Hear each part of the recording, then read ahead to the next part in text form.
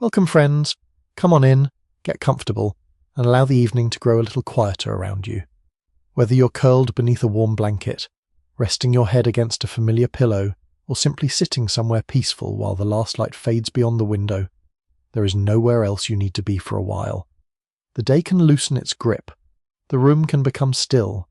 Perhaps there is only the soft glow of a bedside lamp now.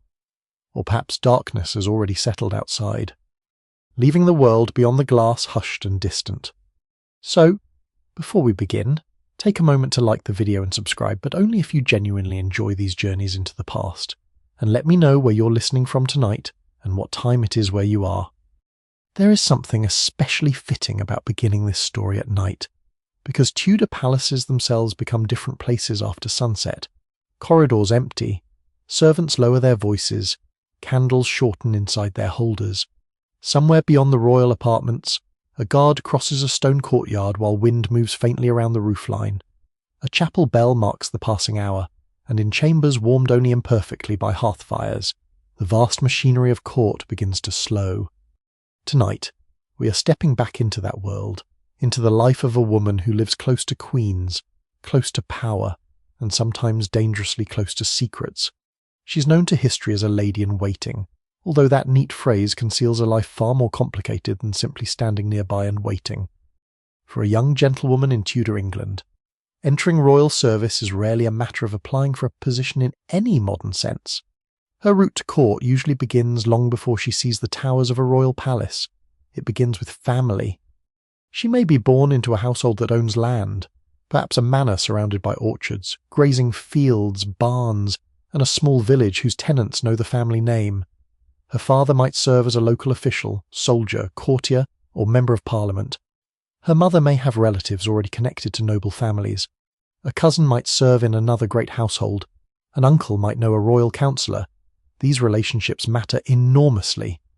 Tudor society rests upon networks of obligation. A family with ambition does not simply hope that a daughter will be noticed. Letters are written. Favours are remembered. Gifts travel from one household to another. Introductions are requested carefully. No one can quite agree how often young women themselves actively sought these places rather than simply accepting plans arranged by their families.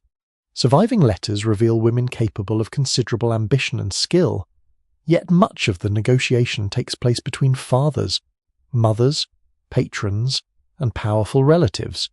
A place near the Queen can transform an entire family's fortunes. The girl who enters service may carry with her more than clothing. She carries expectations. Her relatives hope she will become known. Perhaps she will make a useful marriage. Perhaps she will speak a quiet word on behalf of a brother seeking office. Perhaps she will gain access to a noblewoman who can help settle a dispute over land. Court service is therefore both personal and political, although the boundaries between those things are rarely clear. Before she leaves home, preparations begin. Clothing is inspected carefully. Linen shifts must be clean and serviceable. Gowns are repaired. Sleeves may be changed according to fashion. Fur linings are brushed and aired. Pins, ribbons, gloves, combs, prayer books, and small personal possessions are packed into chests. Clothing matters because Tudor rank is visible. A lady's fabric, trimming, jewellery, and even permitted colours may communicate where she belongs in the social order. Sumptuary laws attempt to regulate who may wear certain luxurious materials, although enforcement is inconsistent. Velvet, silk, cloth of gold, and rich furs carry messages as clearly as titles. Even a modest detail can reveal status. A finely worked girdle, a pair of embroidered gloves, or a small pomander hanging at the waist may suggest wealth and refinement. The pomander is especially interesting. Often made of metal and pierced with tiny openings, it holds aromatic substances such as musk, ambergris, spices, or herbs. People value pleasant scents in a world where crowded rooms, smoke, damp wool, animals, and inadequate sanitation make the air unpredictable. Some also believe fragrant substances might protect against unhealthy vapours. Whether such objects are used mainly for fashion, comfort, medicine, or all three varies from person to person. Tudor life rarely divides practical habits neatly from belief. When the day of departure comes, the journey to court may itself take several days. Roads are often muddy, deeply rutted, and slow. Heavy rain can transform them into channels of brown water. Travellers pass hedged fields, stone churches, roadside crosses, market towns, and villages where smoke rises from thatched roofs. Pack horses carry luggage. Servants accompany the party. Inns provide food and beds of varying quality. A respectable woman of gentle birth does not normally travel alone. The party may pause near an abbey or priory if the journey occurs before the great waves of monastic suppression have emptied many such places. Bells drift across fields at the canonical hours. At roadside shrines, travellers sometimes stop briefly to pray. Pilgrim badges still appear pinned to hats and cloaks, small metal reminders of journeys made to holy places. The young woman may have seen courts before. Some noble children spend years in other aristocratic households as part of their education. There they learn music, needlework, reading, household management, manners, and perhaps French. Yet royal court is something larger. As her party approaches a royal residence, the landscape begins to change. Traffic thickens. Carts carry barrels of ale, sacks of flour, firewood, meat, candles, cloth, and fodder. Messengers arrive on tired horses. Officials, clergy, craftsmen, petitioners, musicians, merchants, servants, and foreign visitors converge upon the same place. A Tudor palace is not merely a home. It is a moving centre of government. At Hampton Court, Greenwich, Whitehall, Richmond, or another royal residence, hundreds of people may gather around the monarch. Kitchens roar with heat. Stables smell of hay and leather. Courtyards echo with hooves. Guards watch gates. Pages hurry through passages. Somewhere, cooks are skimming pots while clerks bend over papers in colder rooms.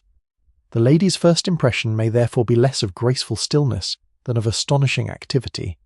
Yet as evening approaches, the pace softens. Light fades across the roofs. Smoke settles over the buildings. Beeswax candles are reserved for wealthier rooms while cheaper tallow candles burn elsewhere.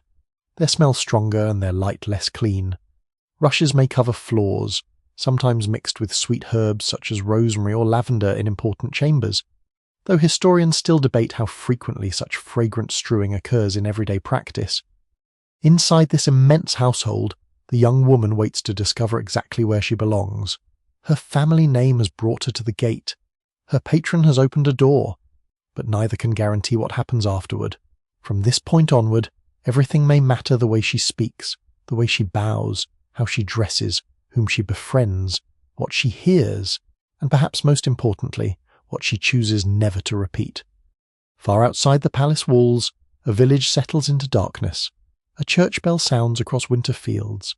A cart creaks slowly along a muddy road before disappearing beneath bare trees, and inside the Queen's household, another life is just beginning. The first days within the royal household are shaped less by spectacle than by observation. A new lady learns quickly that court is governed by rules that are not always written down, and that the smallest mistake can reveal how inexperienced she is. She watches how others enter a chamber, how deeply they bow where they stand, when they speak, and when silence is wiser. She notices who is permitted to sit in the Queen's presence and who must remain standing. She learns which doors may be opened freely, and which are guarded by servants whose entire purpose is to control access. The Tudor court is a world arranged by rank. Every person has a place, and that place is expressed constantly through movement. Someone of lower status gives way in a doorway. A noblewoman may walk ahead of a gentlewoman. A servant carrying a basin or folded linen steps aside when a higher-ranking courtier passes. Even the order in which people enter chapel or approach the royal table can become a visible statement of precedence. Arguments over precedence sometimes become surprisingly serious. Families guard honour carefully, and a disputed place at a ceremony can be interpreted as an insult. Some chroniclers claimed that noble households remembered such slights for years, though surviving accounts do not always make clear how deeply ordinary participants cared about every formal detail. For a lady-in-waiting, however, getting these things right matters. She may belong to one of several ranks within the Queen's household. The precise titles and duties change across reigns, but women closest to the Queen can include ladies of noble birth, gentlewomen of the privy chamber, maids of honour, chamberers, and other attendants. Some are married, some are young and unmarried. Some belong to families powerful enough that their presence itself carries political meaning. A new arrival must learn who is above her. More delicately, she must learn who believes they are above her. This is not always identical. Court hierarchy is shaped not only by official position but by family ancestry, royal favour, marriage, wealth, and personal access to the Queen. A woman whose title seems modest may be trusted deeply by the monarch. Another with a grander name may find herself politely ignored. The safest education comes from watching. During the morning, attendants gather in chambers where light enters through leaded windows. The air may still hold the chill of night. A servant brings wood for the hearth. Another carries water in a metal vessel. Someone shakes out a cushion or straightens a cloth covering a table. Rushes lie beneath their shoes on some floors, helping soften cold stone or boards. Over time they collect dust, fragments of thread, crumbs, and the small debris of household life.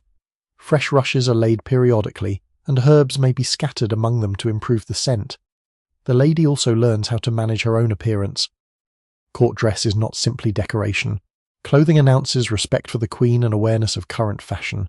A gown that looks provincial, badly fitted, or unsuitable for the occasion may draw attention for the wrong reason. Tudor women commonly wear a linen smock closest to the skin, over which come structured layers that create the fashionable silhouette. Gowns can be heavy, especially when lined with fur in winter. Sleeves may be separate and fastened to the garment. Pins, ties, hooks, and laces hold different parts in place. The head is carefully covered.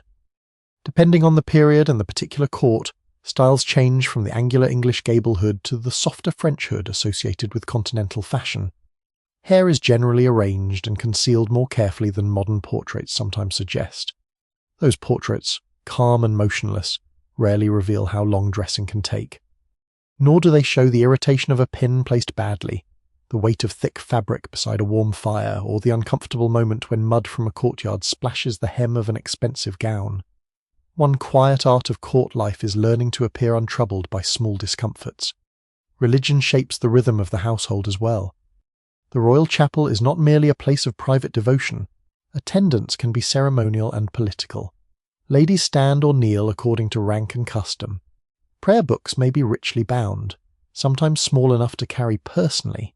Rosaries, devotional images, and saints' medals remain familiar objects during the earlier Tudor decades.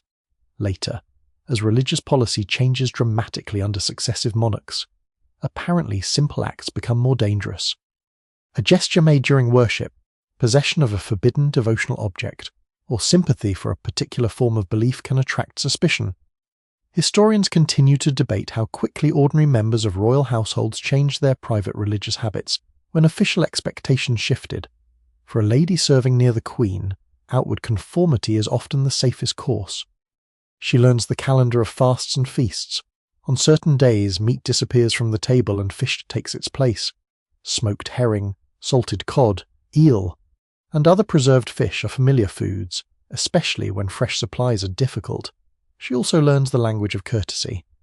Direct speech is softened, requests may be carried through intermediaries, sensitive news is often delivered carefully. A courtier does not always say precisely what he or she wants, especially when refusal might cause embarrassment. Meaning can hide inside compliments. Silence can also carry meaning. A woman who interrupts, laughs too loudly, or appears overly familiar with the wrong person risks becoming memorable. Court is crowded with witnesses and reputation is fragile. This is especially true for unmarried women. A maid of honour may be watched closely because her marriage prospects concern not only herself, but her family and, in some circumstances, the crown. Unapproved courtship can become scandalous. Private meetings are difficult to keep private in a household filled with servants, guards, messengers, chamberers, and people whose work brings them through corridors at every hour. Even gifts may be interpreted. A ribbon, book, brooch, glove, or miniature portrait can carry personal significance. Tokens exchanged between men and women are sometimes innocent and sometimes not. No one can quite agree how easily court observers distinguished harmless friendship from deliberate courtship. But Tudor letters show that rumours could grow from remarkably small beginnings. Alongside these dangers are ordinary lessons. The lady learns when meals occur, She learns where household linens are stored. She becomes familiar with bells marking chapel services, meals, and other routines. She learns which corridors become crowded when the king passes and which stairway servants prefer because they are quicker. She discovers the value of a warm cloak. Royal residences may be magnificent, but magnificence does not necessarily mean warmth. Large chambers are difficult to heat. Drafts enter around windows and doors. Winter air settles in stone passages. Fur-lined garments and wool coverings become practical necessities rather than merely signs of wealth. At night, the palace grows quieter. The last meal dishes are carried away. Firelight moves softly against carved wood and plastered walls. Outside, guards keep watch beneath the cold sky, their footsteps sounding briefly on paving stones before fading again.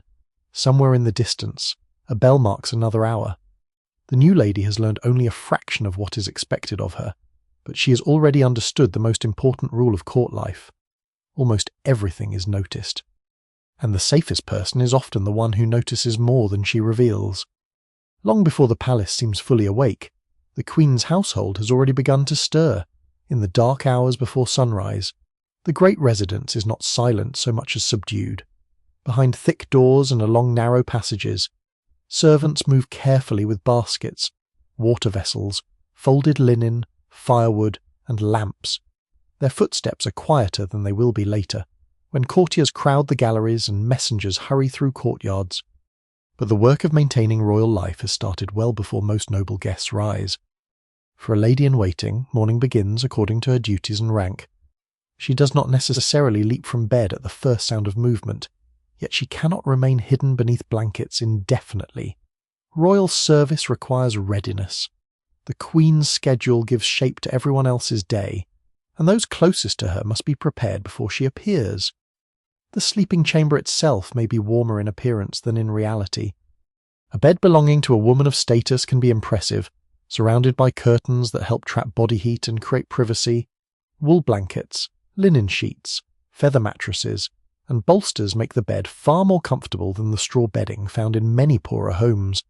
Yet winter still reaches inward. Stone walls hold cold. Windows may allow drafts around their frames. Even a heavy hanging cannot entirely prevent the night air from entering. A lady wakes beneath layers of fabric and hears the faint crackle of a revived hearth. Servants sometimes preserve embers overnight beneath ash so that a fire can be encouraged back to life in the morning. Where that has failed, glowing coals may be carried carefully from another hearth. Fire is precious, and its management is part of ordinary household knowledge. There is also danger in it. Timber roofs, wooden furniture, rush-covered floors, tapestries, bedding, and candle flames make fire an ever-present concern. Household rules often attempt to control when candles are left burning and who may carry open lights through certain rooms. No one can quite agree how strictly such precautions are followed in every royal residence. Surviving regulations show concern, but ordinary practice is always harder to reconstruct. The lady rises and begins washing. This is not the complete immersion bath often imagined when modern people hear the word bathing. Morning cleanliness more commonly involves washing the face and hands with water brought in a basin. Hands receive particular attention because they are visible during meals, prayer, sewing, and courtly interaction. Water may be cold unless heated nearby. A cloth assists with washing, and scented water can sometimes be used in wealthy households. Rosemary, rosewater, lavender, or other fragrant substances may appear in personal care. Though access and fashion vary, teeth can be cleaned as well. Some Tudor remedies recommend rubbing teeth with cloths or powders made from ingredients such as salt, herbs, or other abrasive mixtures. A few recipes are sensible enough, others are decidedly less appealing. Historical medical collections include preparations whose ingredients range from honey to ashes and stranger substances. The distinction between cosmetic care and medicine is not always clear. A woman might believe that keeping the mouth clean improves both appearance and health. Breath is freshened with herbs, spices, or scented preparations. A small sprig of rosemary or a clove can be practical in a world without modern dental care. Hair requires attention too. It is combed thoroughly, partly for appearance and partly because lice are an ordinary possibility across all levels of society. Fine-toothed combs are common personal objects, made from wood, bone, or horn, Wealth does not create immunity from parasites. A lady's maid or servant helps arrange the hair before the head covering is secured, then come the layers of dress. The linen smock closest to the skin has absorbed perspiration and body oils and can be changed more frequently than the expensive outer gown. This is one reason linen is so important. Outer garments are difficult to wash in the modern sense, particularly those made from costly dyed wool, silk, velvet, or fur. Clean linen serves as a kind of washable barrier between the body and precious clothing. Pins disappear into folds of fabric, laces tighten, sleeves are adjusted. The day's gown depends on season, occasion, mourning requirements, religious observance, and whatever degree of formality the Queen's household expects. While this happens, the palace becomes brighter. A grey line of dawn appears beyond the windows. In courtyards below, grooms begin work among horses. Kitchen fires grow stronger. Water carriers move through gates. Wood is split. Bread arrives or is prepared according to the arrangements of the household. The kitchens themselves are already alive with heat and smoke. Breakfast in Tudor noble households is not always the elaborate morning meal familiar today. Eating patterns vary. Some people take bread and ale after rising, others wait for a more substantial meal later. The Queen's attendants may have access to bread, cheese, cold meat on permitted days, or ale. Hally in the morning is not necessarily an indulgence. It is an ordinary drink, brewed at varying strengths, and small ale can be relatively mild. Before food, however, prayer may come first. Religion does not simply occupy Sunday. The sound of chapel bells shapes time. Morning prayer offers structure to the household, and attendance may be expected depending on circumstances. A lady carries a small devotional book or follows familiar prayers from memory. In earlier Tudor decades, she may cross herself before an image or keep a saint's token among personal belongings. One popular belief associates particular saints with protection against specific illnesses or dangers. Saint Apollonia, for example, becomes linked with toothache because of the manner of her martyrdom. People may appeal to saints not only for spiritual aid but for intensely practical concerns. These customs change as religious reform advances. Objects once considered comforting can later become suspicious. The lady therefore learns to live through a world in which even familiar devotions may shift beneath her feet. After prayer, practical work resumes. Servants remove chamber pots and replace water. Beds are straightened. Curtains are drawn back. Clothes not needed that day are brushed, folded, or returned to chests. Rushes on the floor may be swept where possible, although deep cleaning is not necessarily a daily event. Scents matter. Sweet herbs can be placed in rooms, and aromatic substances may be burned or carried. Tudors often understand disease through ideas about corrupted air. Pleasant smells are therefore not merely decorative, they can feel protective. Historians continue to debate how consistently ordinary people subscribe to formal medical theories, such as the balance of humours, but ideas about dangerous smells and unhealthy air are widespread. By now the stillness of early morning is disappearing. Doors open more frequently, pages carry messages, officials appear somewhere. A bell rings again, its sound travelling across roofs silvered with mist. Outside the palace walls, villagers are beginning their own day. Smoke rises from cottages. A farmer crosses a field wet with dew. Along a muddy road, a cart moves slowly toward market, its wheels cutting familiar grooves into the earth. Within the royal apartments, however, another kind of labour is about to begin. The lady-in-waiting is washed, dressed, composed, and ready. She has prepared herself before the palace fully wakes because soon the centre of her working life will stir behind guarded doors. The Queen must rise, and when she does, those permitted close to her will enter a world far more private than the glittering court beyond. When the Queen's chamber begins to open to a small circle of trusted women, the atmosphere changes at once. The wider palace may still be filling with movement and sound, but here the work is quieter, more intimate, and more guarded. A lady-in-waiting who serves near the Queen does not simply witness royal magnificence.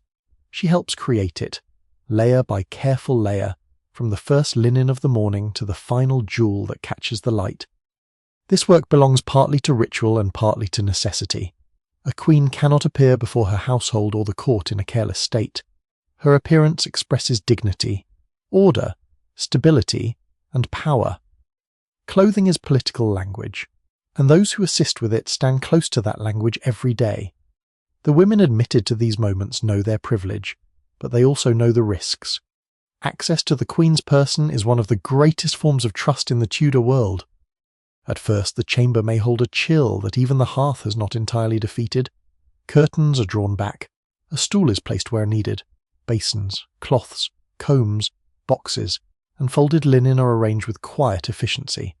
Somewhere near at hand there may be a coffer holding jewels, another containing ribbons and small adornments, and a carefully managed press or chest where garments are kept. Nothing expensive is treated casually. Textiles are among the costliest possessions in any great household. Silk, satin, velvet, damask, and cloth of gold represent enormous value.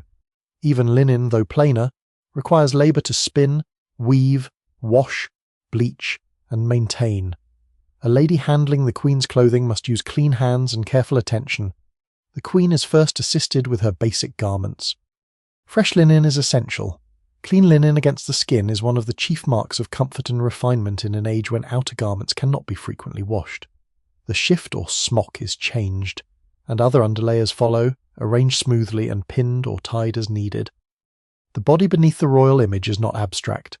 It is warm in summer, cold in winter, tired on some mornings, perhaps aching on others. Queens, like everyone else, are subject to headaches, toothache, heavy gowns, poor sleep, and the inconvenience of the human frame. Court portraiture rarely admits such things, but the women who help dress a queen know them well.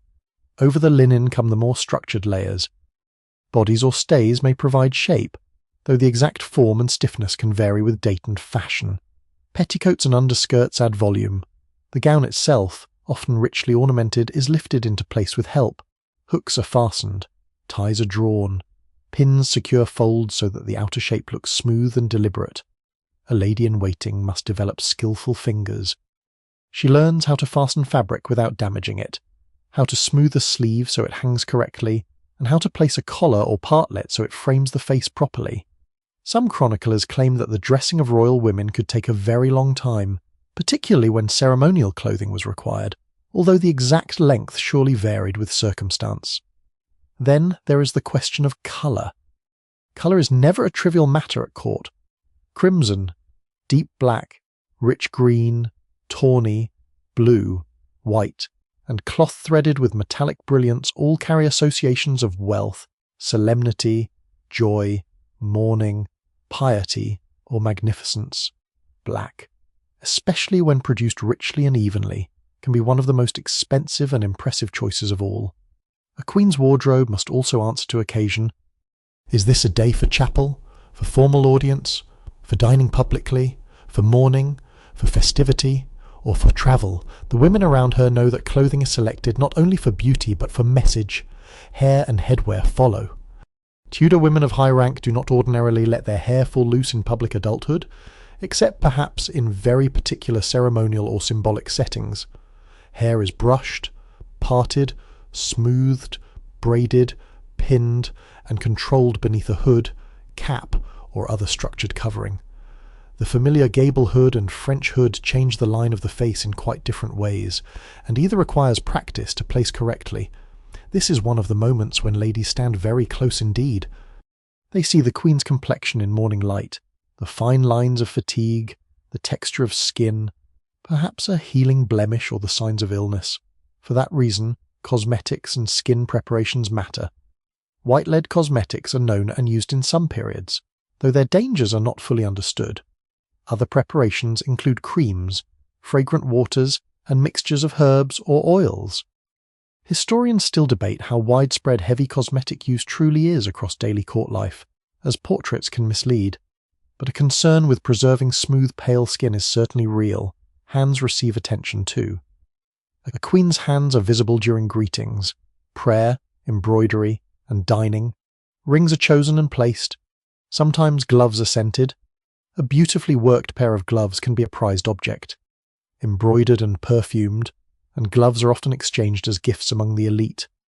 Jewels come next, and jewels are never merely decorative. Pearls suggest purity and royal splendour.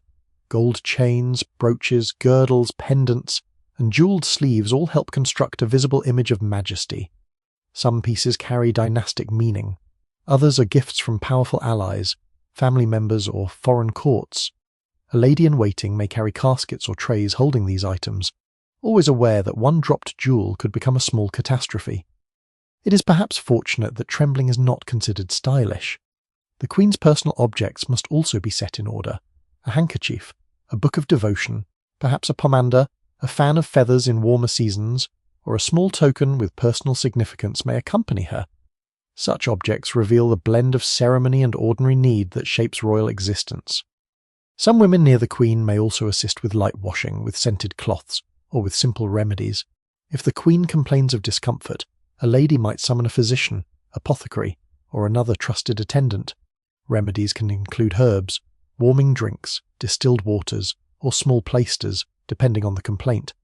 Folk practice and learned medicine often live side by side, and no one can quite agree where one truly ends and the other begins in the private spaces of the court. Throughout all this, conversation remains measured. The chamber is not a place for reckless chatter, yet it is not always solemn either. Quiet comments may pass between the women. A question may be asked about weather, news from another household, or some expected visitor. A queen may show favour through a few words, a small confidence, or a request remembered from the day before. Those moments matter.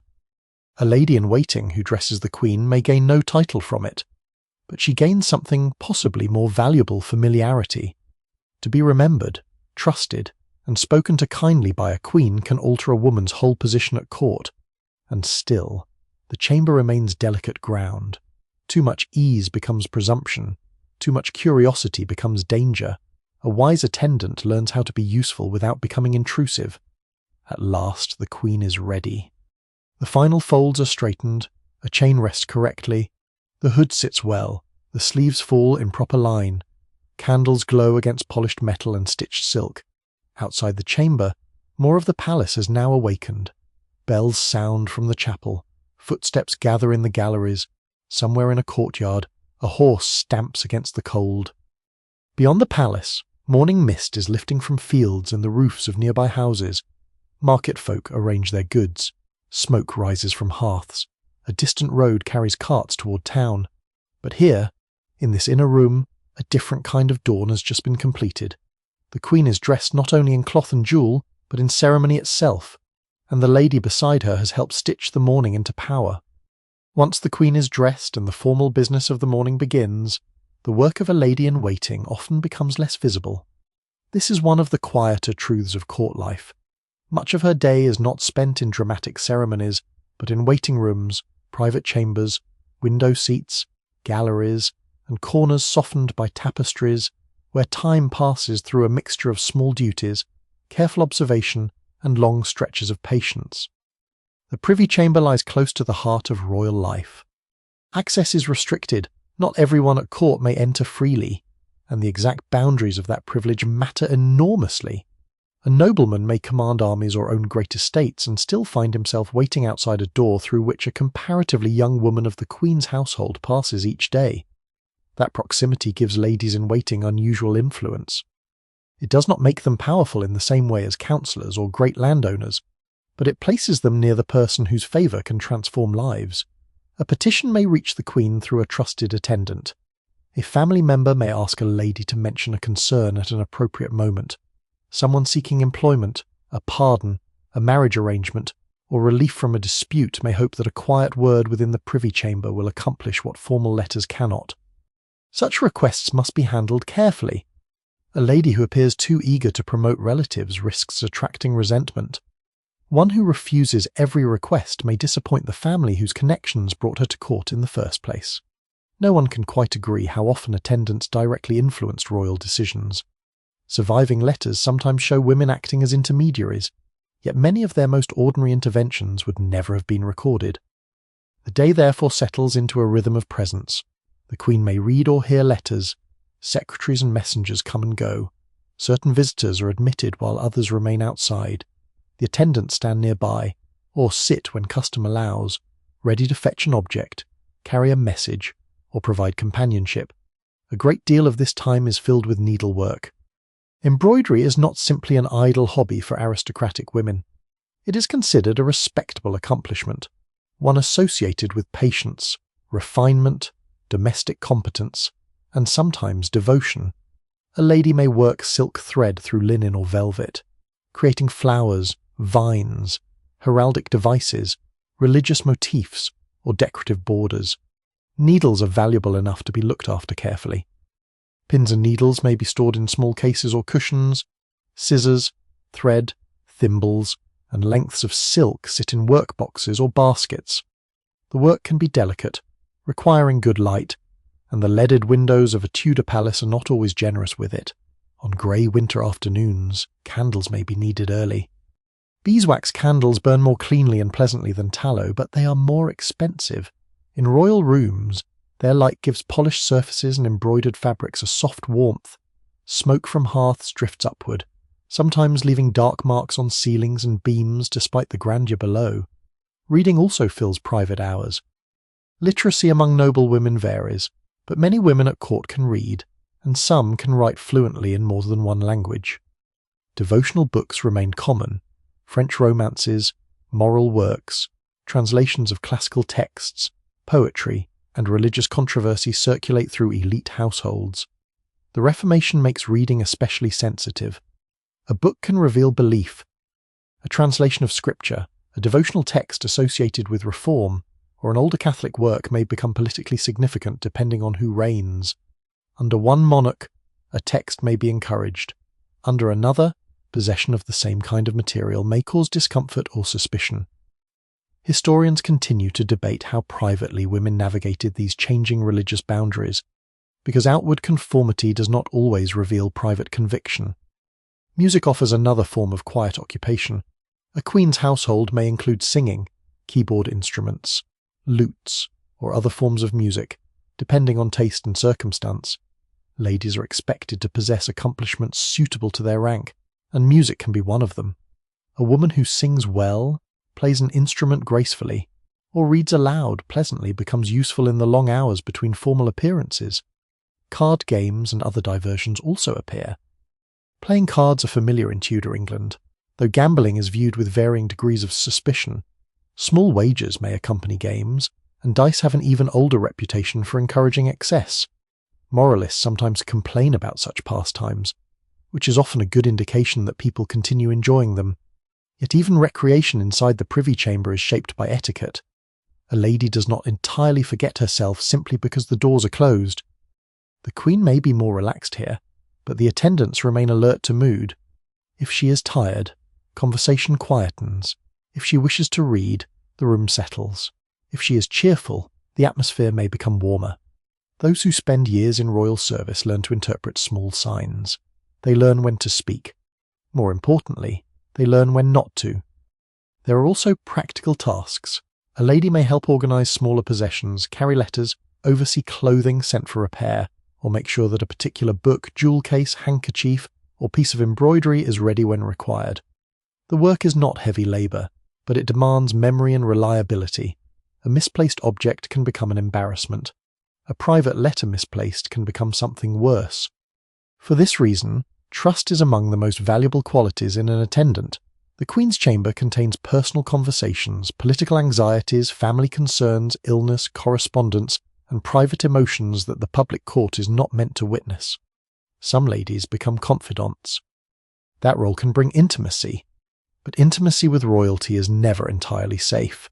A queen's favour may raise a woman quickly, and the loss of that favour may lower her just as quickly. Court affection does not erase hierarchy. The room itself offers reminders of this. Tapestries may cover walls, reducing drafts and displaying biblical scenes, classical stories, hunting scenes, or heraldic imagery.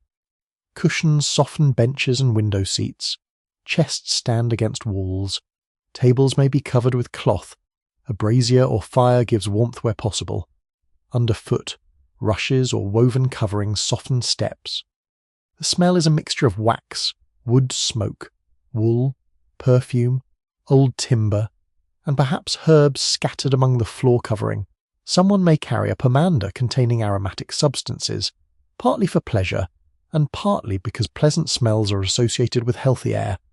Outside these protected rooms, the palace continues moving. Cooks prepare food, stable hands rub down horses, laundresses work through piles of linen, porters control gates, petitioners wait, clerks copy documents, guards stand through the cold. The lady-in-waiting occupies an unusual place between these worlds. She is not a servant in the ordinary sense, yet she serves. She is privileged, yet constrained. She may sit in rooms that most people in England will never see, and still spend an entire afternoon completing a narrow border of embroidery while someone else reads aloud. As evening begins to gather beyond the leaded windows, the light inside becomes warmer and smaller. Candles are lit one by one. Beyond the palace walls, mist creeps across fields. A church bell sounds over distant roofs, and along a muddy road a traveller hurries toward shelter before darkness thickens. Inside the privy chamber, the needle continues moving through cloth. A page turns softly. A log settles in the hearth. And in these quiet hours of waiting, listening and remembering, a lady-in-waiting learns that life beside power is often made not from grand moments, but from hundreds of small ones that almost disappear into silence. When the hour for dining approaches, the quieter rhythms of the privy chamber begin to shift. Servants move more frequently through corridors, doors open and close, and the smells of roasted meat, warm bread, spices, smoke, and hot fat drift outward from the great kitchens. In a royal household, a meal is never simply a matter of hunger. It is another ceremony, another visible arrangement of a rank, another moment when every person at court is reminded where he or she belongs. For a lady-in-waiting, dining can be both ordinary and highly formal. Some meals are taken privately, with relatively few people present. Others unfold before a wider audience, with officers of the household performing carefully ordered duties around the royal table. The Queen's attendants may stand nearby, sit according to precedence, carry particular objects, or help manage the smaller details that surround her meal. The table itself is prepared with considerable care. A fine linen cloth is spread smooth. Salt, bread, knives, cups, and serving vessels are arranged. Wealthier diners may eat from pewter, silver, or more costly plates and dishes, though wooden trenchers and thick slices of bread used beneath food remain familiar in earlier periods. By the Tudor era, individual plates are increasingly common among the elite, but older habits do not disappear overnight. No one can quite agree on exactly how quickly such changes reach every household. Court customs are better documented than village ones, and even within royal residences practice varies from one decade to another. The Queen's place is distinguished. Her chair, table setting, and service all express status. Food reaches her through an ordered chain of officers and servants rather than arriving casually from the kitchen. In some royal contexts, dishes are tasted or examined before they are presented, partly because of fears of poisoning, and partly because ritualized service itself demonstrates control and security. Fear of poison has deep roots at European courts. Stories circulate easily about powders hidden in rings, toxins mixed into wine, and enemies working through kitchen servants. Many such tales become exaggerated, and historians often struggle to separate genuine precautions from later legend. Yet the anxiety is real enough to influence etiquette. Certain servants may touch dishes only after prescribed procedures. Cups can be covered. Napkins and table linens are carefully managed. The Queen's attendants understand that even the act of presenting food may carry ceremonial meaning. The dishes themselves depend on season, religious calendar, availability, and wealth. On a meat day, the royal kitchens may prepare beef, mutton, venison, pork, poultry, or game. Birds ranging from capons to partridges may appear in substantial households. Sauces can be richly spiced with pepper, cinnamon, cloves, ginger, mace, or saffron, ingredients that remain expensive enough to signal status. Sweet and savoury flavours often mix more freely than they do in later cooking. Dried fruit may accompany meat. Sugar, still a luxury, appears in elaborate dishes and medicinal preparations alike. Almond milk is common in refined cookery, especially on fasting days, when animal products may be restricted according to religious custom. Fish days create a different table.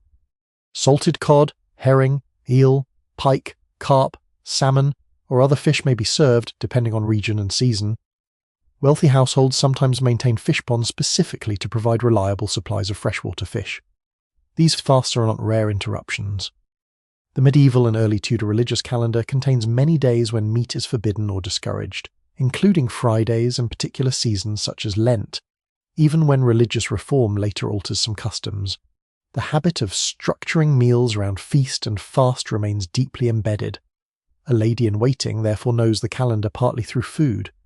The approach of Lent can be tasted in the increasing presence of fish and restrained dishes. A major feast announces itself through abundance. Bread remains constant. Different qualities of bread signal rank. Fine white bread made from carefully bolted wheat flour is prized by the wealthy, while coarser loaves are more common lower down the social scale. Bread may accompany nearly everything, absorbing sauces and filling the spaces between richer foods. Ale and wine are both present. Wine is more strongly associated with status and international trade, while ale remains an ordinary drink throughout England. Neither necessarily carries the heavy strength imagined by modern listeners. Household brews can vary considerably. Water is also consumed, despite the persistent modern myth that people never drink it. What matters is the source. Clean wells and springs are valued, while polluted urban water is approached with more caution. Manners at the table reveal education. A lady is expected to keep her hands clean, avoid reaching clumsily across others, use her knife with control, and eat without excessive noise. Forks remain unusual in England for much of the Tudor period, so fingers, knives, and spoons do much of the work. Hands are commonly washed before meals. A basin and ewer may be brought around, particularly in noble households. Scented water can occasionally be used. This washing is partly practical and partly ceremonial, a visible demonstration of refinement before food is handled. Table manners are taught from youth. Do not scratch. Do not spit carelessly. Do not wipe greasy fingers on clothing. Do not place gnawed bones back into a shared dish. Courtesy manuals repeat such advice often enough to suggest that not everyone follows it perfectly. A lady-in-waiting must also understand conversation. At a royal meal, the safest subject may change according to who is present. A careless remark about a foreign ambassador, a disputed marriage, religion, or a court favourite can travel farther than intended. The Queen may speak lightly over dinner, but listeners remain attentive. A smile can be remembered. Silence can be interpreted. Even where people sit matters. The politics of seating can become intense because proximity to royalty is a form of recognition. A place close to the Queen is visible to everyone. To be moved farther away may provoke speculation, even if the reason is entirely practical. Some chroniclers describe elaborate disputes over who should sit before whom, though it is difficult to know how much surviving accounts exaggerate the sensitivity of such moments. When the meal ends, the work continues.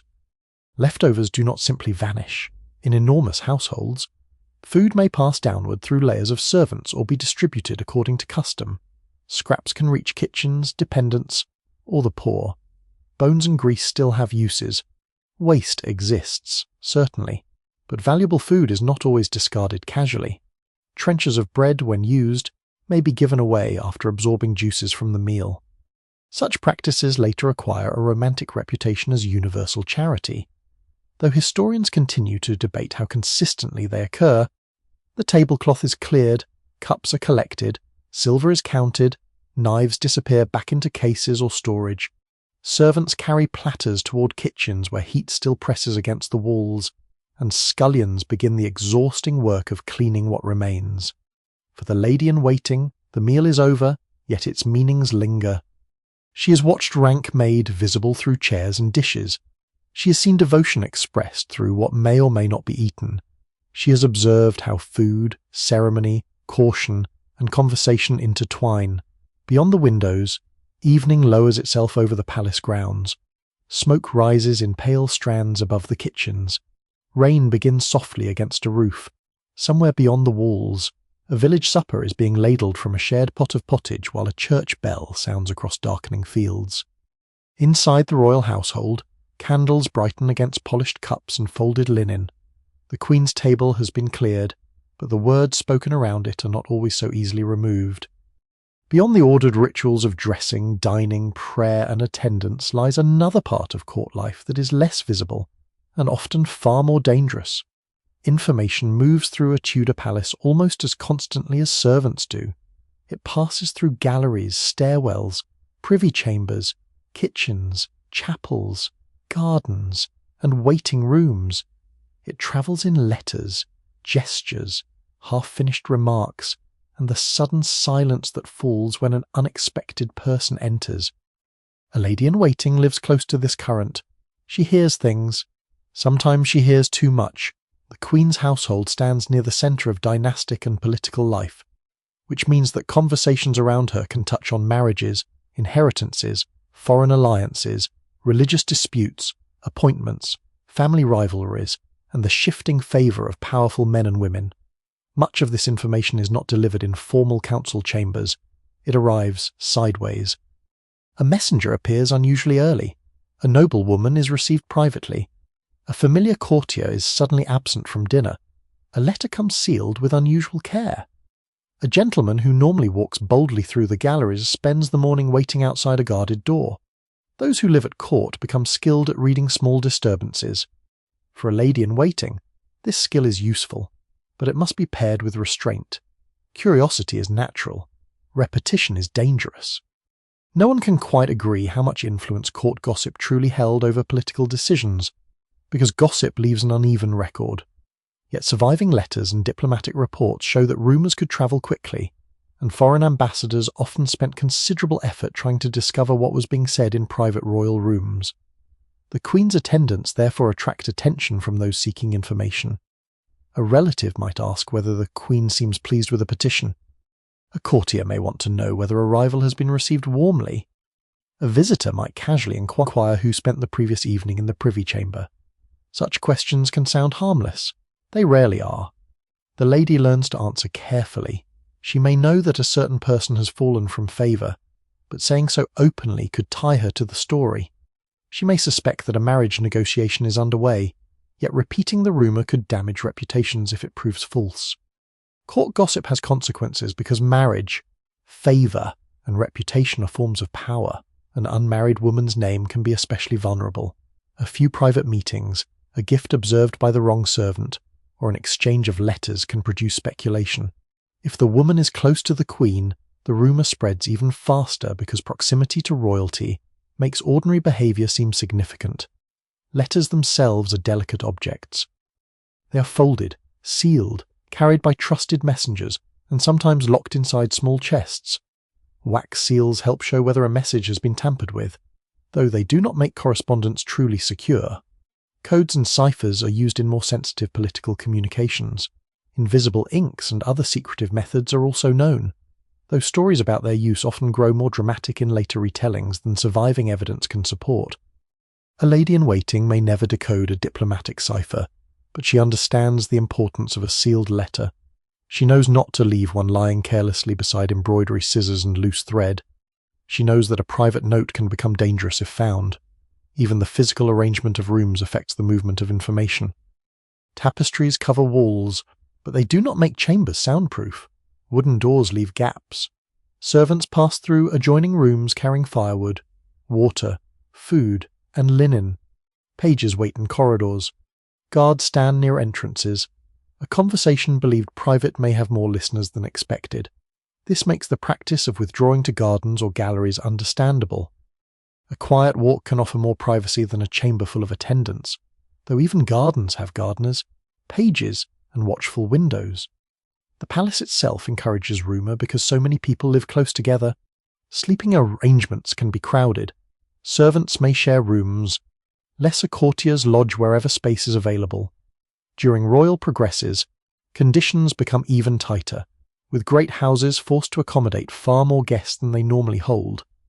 At night, whispered conversation continues after candles are lowered. A maid may repeat something heard while carrying linen. A groom may mention that a certain horse was prepared unexpectedly. A kitchen servant may notice a special meal sent to a private room. By morning, separate fragments have joined into a story. Whether the story is true becomes almost secondary. One lesser-known defense against such uncertainty is simply careful household discipline. Trusted servants are valued not only because they work well, but because they understand discretion. Noble households sometimes reward long service precisely because reliability is difficult to replace. A servant who knows years of family secrets can become indispensable. The same is true of a lady-in-waiting. The queen may confide in a woman who has proven herself steady over time. Such confidence might concern something personal rather than political and illness, a family worry, a difficult relationship, fear of pregnancy, or sorrow over a death. Those moments create real bonds, but they also create burdens. Knowing a royal secret does not mean owning it. A wise attendant understands that what is spoken in the privy chamber belongs there. The penalties for misjudgment vary. Most gossip does not end in imprisonment or execution. Much of it leads only to embarrassment, lost favour, exclusion, or damaged prospects. Yet Tudor political culture can turn suddenly severe, especially when rumours touch treason, succession, religion, or the legitimacy of royal authority. The boundary between foolish chatter and dangerous speech is not always obvious. Historians continue to debate how much ordinary courtiers understood about where that boundary lay, but court records suggest that people often learned by watching what happened to others. A lady also hears gossip about matters far beyond the palace. News arrives from London streets, country estates, ports, monasteries, foreign courts, and market towns. A poor harvest, a strange illness, a rebellion rumoured in the north, a ship arriving with unusual cargo, a preacher attracting crowds. Such news mixes with superstition, comets, eclipses, unusual births, storms, and strange lights in the sky may be interpreted as warnings. Even educated people can take celestial signs seriously. Astrologers are consulted at courts across Europe, and almanacs circulate predictions about weather, health, and fortune. A lady may carry a small almanac or hear one read aloud. She might know favourable days for certain activities according to astrological belief. Whether she fully trusts such predictions is impossible to know. Belief does not always require certainty. Late in the day, as the court's formal business quiets, the palace becomes especially suited to rumour. Candlelight shortens distances. People gather in smaller groups. Shadows move against painted walls and carved screens. Outside, rain gathers in the courtyard and drips from stone gutters. Far beyond the palace, a watchfire burns near a town gate. A traveller crosses a muddy road toward an inn, cloak darkened with rain. A monastery bell sounds somewhere beyond the fields, its note travelling faintly through the night. Inside, a lady in waiting sits near the queen with sewing in her hands. She listens, she remembers, and when conversation turns towards something too delicate to carry beyond the room, she lowers her eyes to the thread and allows the words to end where they began. At Tudor court, this may be one of the greatest skills of all. Faith and medicine exist side by side in the Tudor household, often so closely that separating one from the other would have seemed unnatural to many people living within it.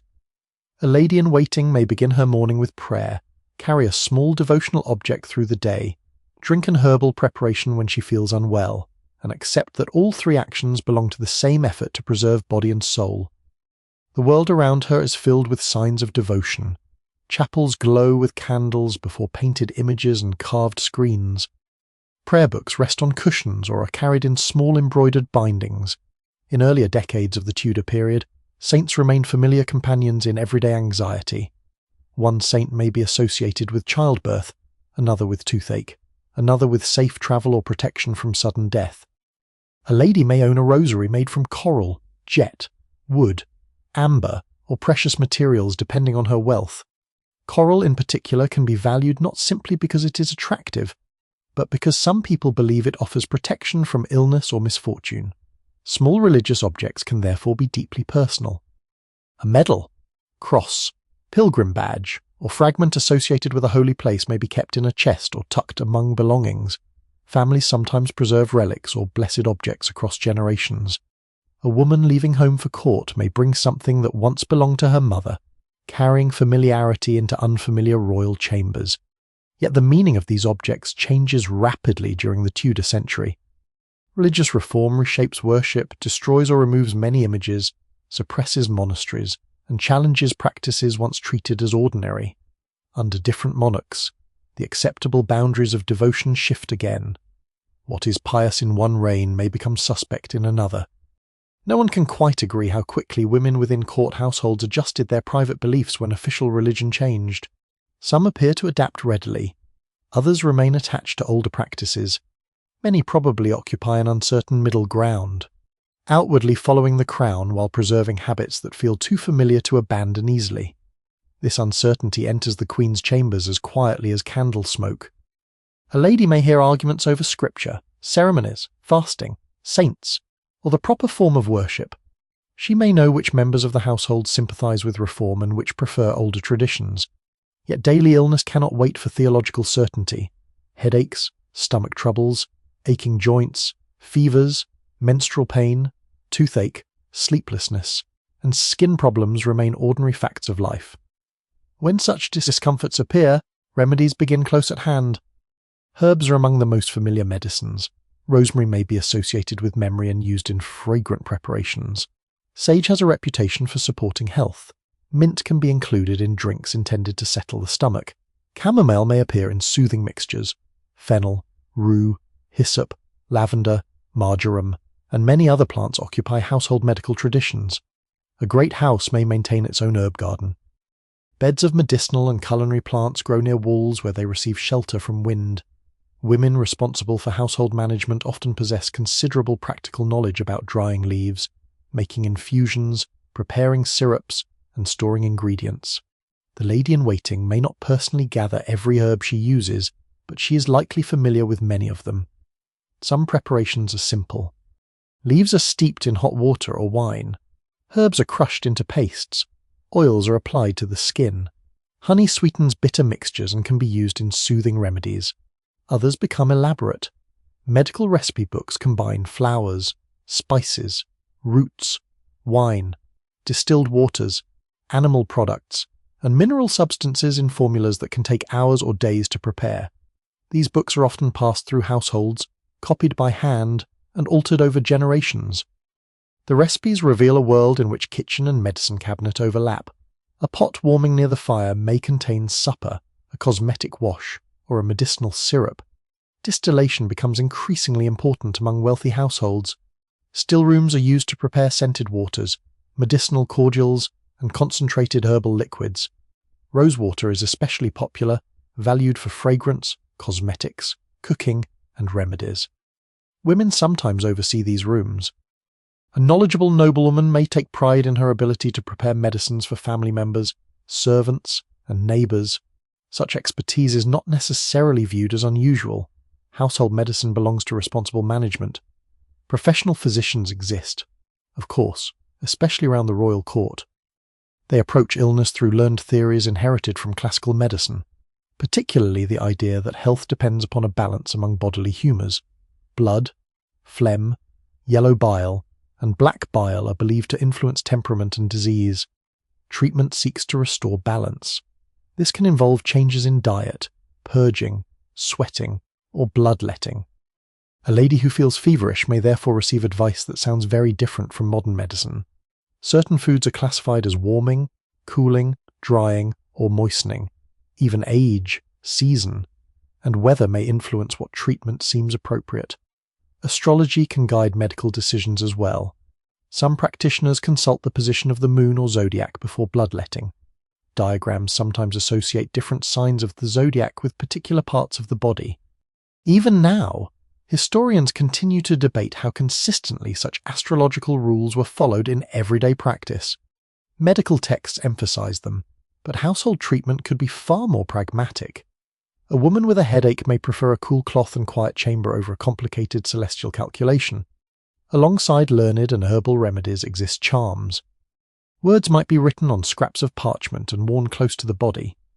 A prayer or sacred phrase can be repeated while treating an injury. Certain stones are believed to possess protective qualities. Rings, amulets, and pieces of coral may be credited with powers that blend faith, tradition, and medicine. One particularly persistent belief concerns the bezoar, a hard mass formed inside the digestive system of certain animals. Such objects become prized in elite collections because they are thought capable of protecting against poison. A wealthy court, always uneasy about poisoning, finds such an idea attractive. Whether everyone truly believes in the bezoar's power is impossible to know, but some are mounted in costly settings and treated as valuable possessions. For women, reproductive health brings another body of remedies and beliefs. Menstrual cycles, fertility, pregnancy, and childbirth are understood through a mixture of observation, inherited tradition, religion, and humoral medicine. Certain herbs are believed to encourage menstruation or ease pain. Warm baths, heated cloths, broths, and spiced drinks may be recommended for discomfort. Knowledge passes privately between women. A lady-in-waiting may hear advice from older attendants, nurses, midwives, mothers, or married companions. Some remedies are sensible comforts, others are ineffective, a few may be dangerous. The women using them have no way to know this with certainty. When illness spreads through court, anxiety increases. Royal households are crowded and mobile, ideal conditions for infection, sweating sickness, influenza-like illnesses, stomach complaints, and other diseases can move quickly from person to person. Rooms may be aired. Sweet herbs are burned. Pomanders are carried more frequently. People avoid those thought to be infected when possible. The smell of rosemary, lavender, wax, smoke, and damp wool fills corridors where servants move with greater caution. Outside, dusk settles over the palace grounds. Wind bends the bare branches beyond the walls.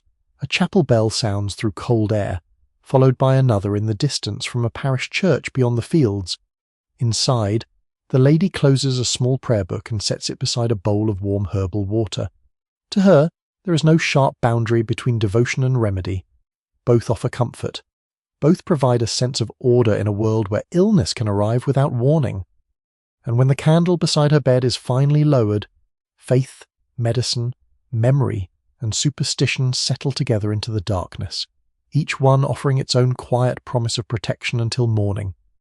For all the grandeur of Tudor palaces, the royal court is rarely still for very long.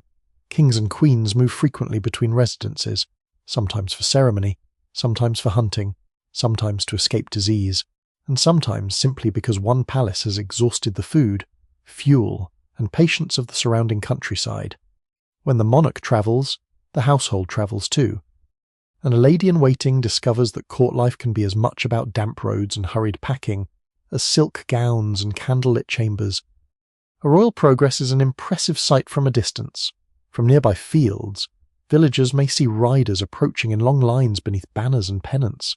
Pack horses carry chests. Wagons creak under bedding, kitchen equipment, clothing, documents, plate, and supplies. Guards ride ahead, servants follow, gentlemen, clerks, chaplains, musicians, stable workers, cooks, and noble attendants all become part of a moving world. Yet for those inside that procession, progress can be slow and uncomfortable.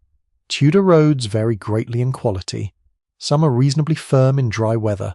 Others become deep mud after rain. Wheels cut channels into the earth. Horses slip, and travellers may find themselves waiting while a wagon is pulled from a rut.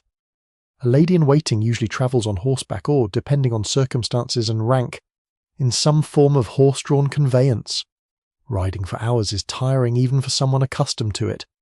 Heavy skirts must be managed carefully. Cloaks protect against rain, though wet wool grows weighty. Gloves become damp. Mud splashes hems no matter how grand the traveller. There is little romance in cold rain finding its way beneath a collar. Travel clothing is therefore chosen for endurance as much as appearance. Wool is practical. Fur linings bring warmth. Hoods and cloaks shield the head and shoulders. Expensive ceremonial garments may remain packed safely in chests until the court reaches its destination. Those chests matter greatly.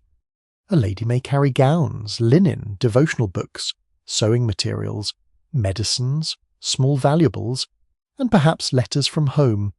Strong wooden coffers protect possessions from weather and careless handling, although nothing guarantees that delicate contents will emerge entirely uncrushed after several miles over rough ground. Royal travel also creates enormous logistical pressure. A great household consumes extraordinary quantities of bread, meat, ale, wine, firewood, candles, fodder, and clean water. Local officials receive notice that the monarch is approaching, and nearby communities may be expected to provide supplies. This can be profitable for some merchants. It can also be burdensome.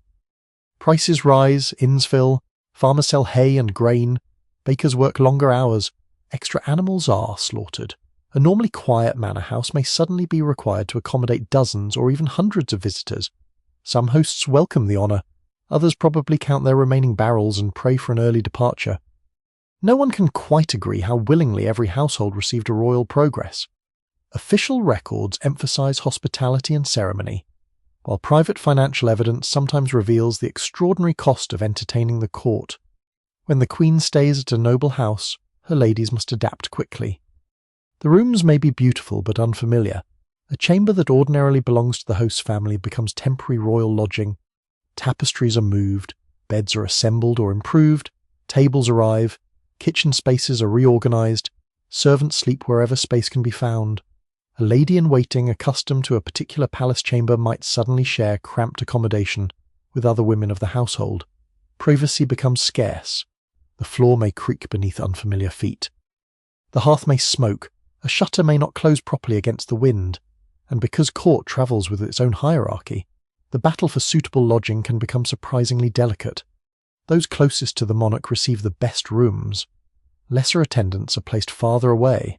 Servants may sleep in galleries, storerooms, or temporary quarters. The distinction between grandeur and inconvenience is often only one doorway wide.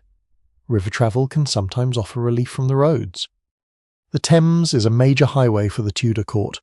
Royal residents such as Greenwich, Richmond, Hampton Court, and Whitehall are connected by water, and boats can move passengers more smoothly than carts over muddy ground. A lady seated beneath a canopy may watch the river slide past while oars rise and fall in rhythm. London approaches through a mixture of church towers, wharves, bridges, warehouses, and smoke. Barges pass carrying timber, grain, livestock, barrels, and passengers. Bells travel strangely across water, their sound softened by mist. Yet river journeys have their own discomforts. Cold wind cuts across open water. Rain makes everything slick. Strong currents and tides affect timing. A richly dressed woman must board and leave a vessel carefully, helped by attendants so that heavy clothing does not become tangled. People also fear drowning. Small protective prayers or devotional tokens can accompany travellers. St. Christopher, traditionally associated with travellers, remains important to many before religious reforms strip away much of the older devotional culture. Roadside shrines offer similar reassurance on land. A traveller may pass a carved cross, a chapel, a holy well, or a small image where earlier generations stopped to pray. Pilgrim routes still cross the kingdom, and recognisable badges from Canterbury, Walsingham, or other sacred destinations sometimes appear on hats and cloaks. After the dissolution of the monasteries, many familiar stopping places change. Abbeys and religious houses once provide hospitality, alms, and recognisable landmarks. As these institutions close, their buildings are sold, stripped, converted, or left to decay. A lady travelling through the later Tudor landscape may pass ruins that would have been active religious communities in her childhood. Such changes make the roads themselves feel different. Travel is not always ceremonial. The court may move because sickness has appeared nearby. Epidemics create sudden departures. If rumours of sweating sickness or plague reach the household, the monarch may leave quickly for a less crowded residence. Then packing becomes urgent. Chests close. Horses are prepared. Messages race ahead. The royal household carries its fear into the countryside. Hunting creates another kind of movement. Queens and their ladies may accompany hunting parties or spend time at hunting lodges near forests and parks. Deer parks surround many noble residences, enclosed landscapes where animals are preserved for elite sport. A lady may ride through woodland beneath an autumn canopy, hearing hounds somewhere beyond the trees. The hunt itself is structured by status and custom. Different animals, methods, and stages of pursuit carry their own terminology. Hunting is recreation, but it is also social theatre, an opportunity to display horses, clothing, skill, and closeness to the monarch. Not every hour is spent racing through woodland. There is waiting. There is eating outdoors. There are slow rides back beneath fading light. There are evenings in manor houses where muddy boots dry near the fire and damp cloaks hang heavily from pegs. One lesser-known habit of travellers is carrying their own bedding or bed furnishings when possible. High-status households transport mattresses, blankets, hangings, and other comforts because lodging cannot always be trusted to provide what they consider suitable. Bed curtains offer warmth and privacy. They also provide some protection from drafts, though not necessarily from fleas. Travellers may use herbs such as lavender, tansy, or wormwood in attempts to discourage insects. Whether these remedies work reliably is doubtful, but the desire to make an unfamiliar bed more comfortable is timeless. As night settles over a temporary lodging, the great travelling household finally slows. Horses shift in crowded stables, rain taps against wooden shutters. In a courtyard, a watchman crosses beneath a lantern. Beyond the manor walls, muddy roads disappear into darkness, passing fields, sleeping villages, stone churches, and forests that the court will cross again soon enough. The lady-in-waiting removes her travel-stained outer garments and watches a servant unfold linen from a chest. Tomorrow the queen may ride again. Another house may appear beyond the trees, another host will bow at another gate. And the court, magnificent and cumbersome, will continue across Tudor England like a small moving kingdom, carrying ceremony, gossip, hunger, discomfort, and power wherever the royal road leads. After days of travel, ceremony, dining, and long attendance beside the Queen, clothing begins to reveal its less glamorous side. The gowns that appear magnificent in portraits are demanding objects in ordinary life. They must be brushed, aired, repaired, folded, guarded from damp, protected from moths, and carried from one royal residence to another without losing the shape and richness that make them suitable for court. For a lady-in-waiting, dress is part of her position, but maintaining it requires constant attention. Her wardrobe begins with linen. The smock worn nearest the skin is one of the most important garments she owns because it absorbs sweat, oils, and dirt that would otherwise reach the expensive fabrics above it. Linen can be washed far more readily than velvet, silk, fur, or richly dyed wool, so clean shifts are essential to both comfort and appearance. Laundry is therefore serious work. A lady herself does not usually spend the day beating linen beside a river, but the women who wash for great households undertake exhausting labour. Linen may be soaked, rubbed with soap or alkaline substances, rinsed repeatedly, boiled when appropriate, then spread across grass or hung where sun and air can help whiten and dry it. Large households generate mountains of cloth. Sheets, shirts, smocks, napkins, tablecloths, towels, caps, and other linen pass endlessly through the hands of laundresses. Soap exists, though it is not identical to the scented cakes familiar in later centuries. It may be made from fats combined with lye derived from ashes. Recipes and quality vary considerably. Some washing relies heavily on soaking, boiling, beating, and rinsing rather than soap alone. No one can quite agree how frequently every Tudor courtier changed linen, because household accounts record purchases and payments more readily than intimate daily habits.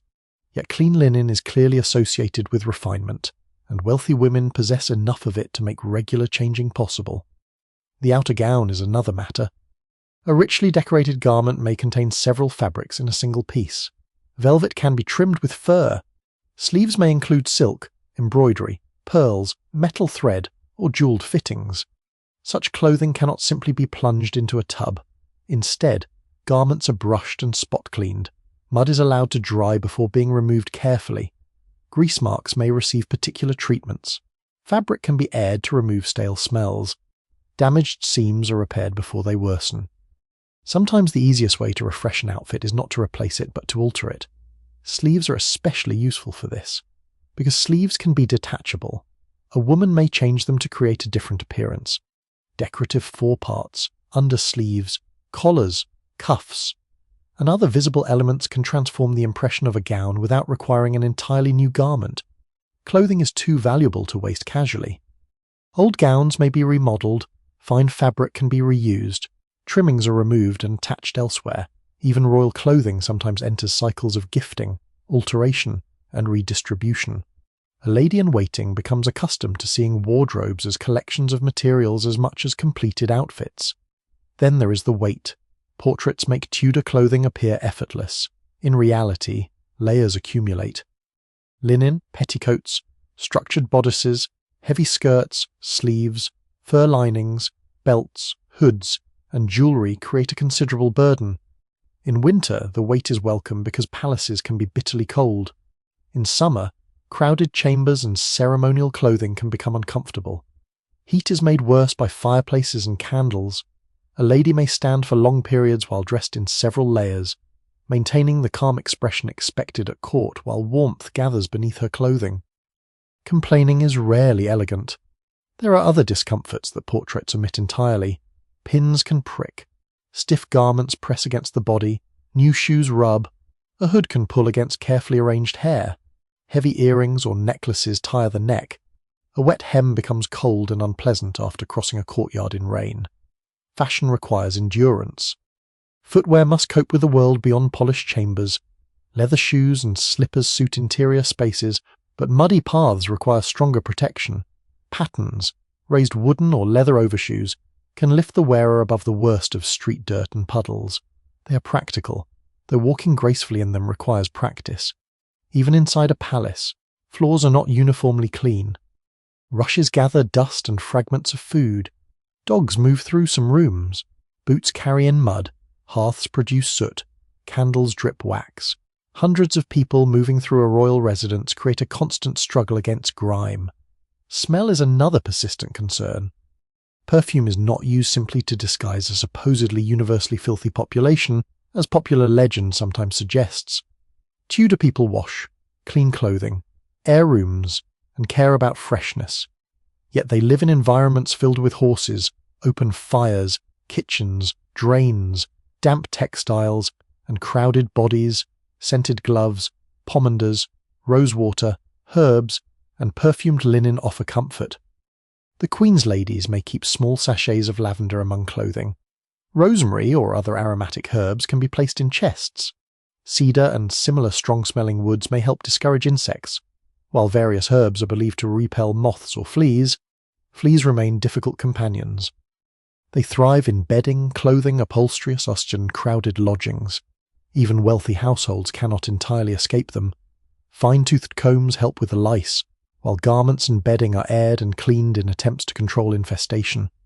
One curious object associated with elite fashion is the flea fur, a small animal pelt sometimes worn or carried. Later writers occasionally claimed such furs were intended to attract fleas away from the wearer, though historians remain cautious about that explanation. They may simply have been luxurious accessories. Some discomforts are more private. Menstruation continues regardless of ceremony. Evidence for exact Tudor menstrual practices is incomplete because ordinary bodily management is rarely recorded directly.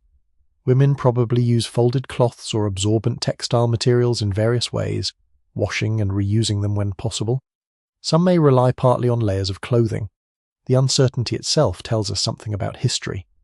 The activities most familiar to women were often the least likely to be written down. Court ladies also deal with pregnancy, bladder needs, and digestive discomfort while wearing complicated clothing. Chamber pots are essential household objects.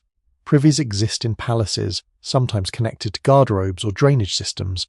But convenience and cleanliness vary greatly. A lady cannot simply disappear whenever she wishes. Her duties require her presence near the Queen.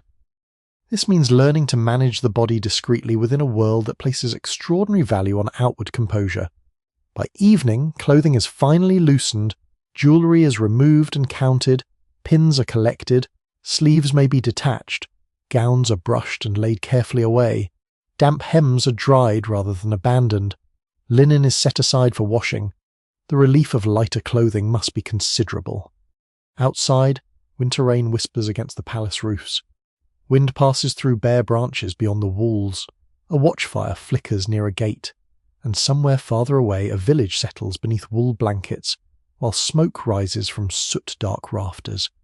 Inside the lady's chamber, a candle burns low beside an open wooden chest. Velvet lies folded within it. A fur-lined cloak hangs near the hearth. Tomorrow these garments will once again help create the polished image of Tudor court life. But tonight, stripped of jewels, pins, stiff layers, mud and ceremony, the lady-in-waiting can finally feel how heavy that image has been. For an unmarried lady-in-waiting, court is not only a place of service, it is also one of the most important marriage markets in Tudor England. Noble families gather around the crown, ambassadors arrive from abroad, wealthy heirs pass through the royal household, and young men seeking advancement spend months or years close to the same chambers where the Queen's attendants live and work. Meetings that would be rare in a quiet country manor become almost unavoidable at court. Yet opportunity does not mean freedom. Marriage among the Tudor elite is rarely treated as a purely private matter between two people. It carries property, inheritance, alliances, family honour, and political consequences. A lady's relatives may have been considering possible husbands for her since long before she entered royal service. Court merely widens the field. A suitable match might offer land, title, money, or useful connections. A poor match could diminish a family's standing. A secret match could create something worse: scandal, royal anger, and years of damaged trust. For women serving close to the Queen, the Crown may take a particular interest in marriage. The monarch exercises varying degrees of authority over members of the royal household, especially those whose family position makes their marriages politically sensitive. A maid of honour is expected to maintain a reputation for chastity, and a clandestine relationship can be viewed as a direct breach of royal discipline. No one can quite agree how much personal choice individual court women possessed in practice. Some marriages clearly emerge from family negotiation. Others show signs of affection and persistence from the couple themselves. Tudor marriage, like most human arrangements, rarely fits neatly into a single pattern. Courtship therefore develops cautiously.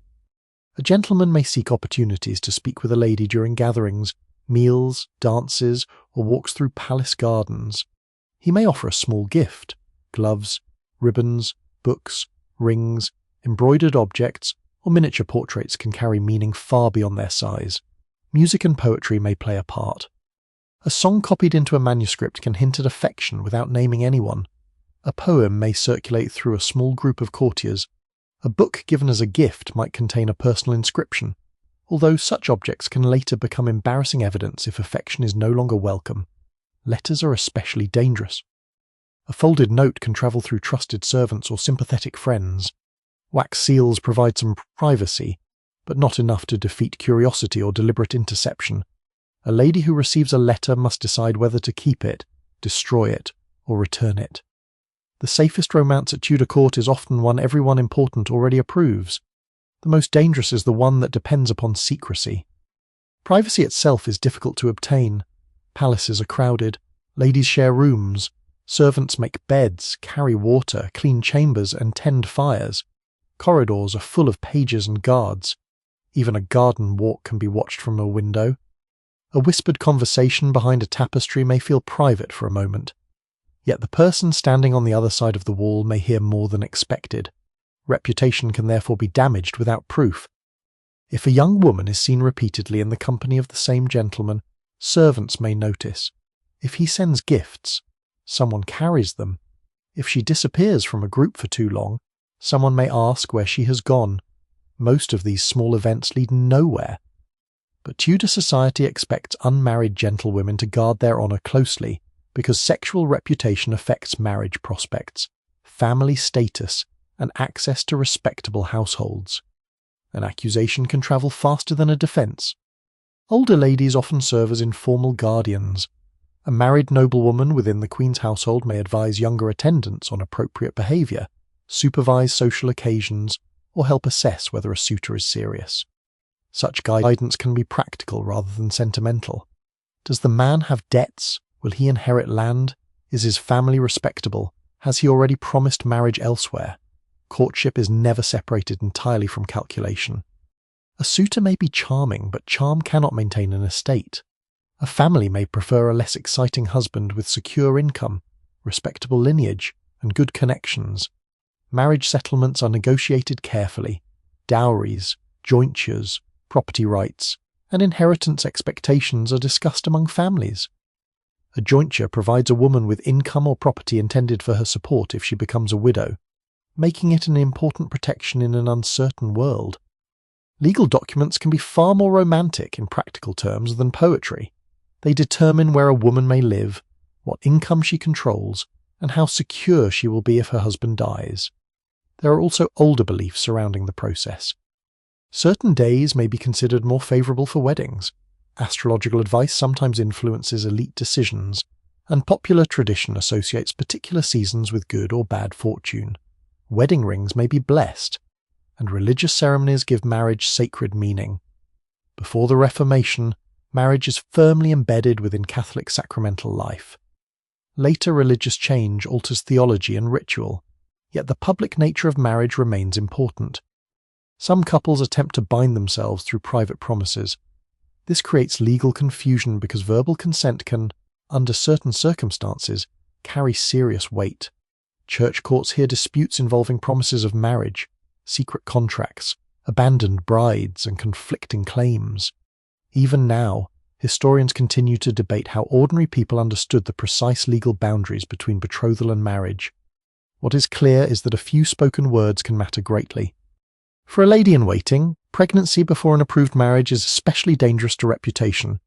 If a relationship becomes known, the Queen may react with anger not only because of morality, but because household discipline has been ignored. Secret marriages among royal attendants occasionally produce dramatic consequences, including dismissal, confinement, or the temporary loss of favour, yet punishment is not always permanent. Families negotiate, apologies are offered, time passes. A marriage that begins in scandal may eventually become an ordinary household, filled with children, account books, servants, repairs, illness, harvest concerns, and all the quiet responsibilities that courtship once concealed. For some women, marriage means leaving court altogether. For others, it changes their position while allowing them to remain near the Queen. A married lady can continue serving, depending on circumstances, and her husband may have his own role within the royal household. The transition can be bittersweet. Court is exhausting, but it also offers companionship, music, conversation, and proximity to events that shape the kingdom. A woman who leaves for a distant estate may gain greater household authority while losing the intense social world she has known. As night settles over the palace, those possibilities remain uncertain. Candles burn beside carved window frames.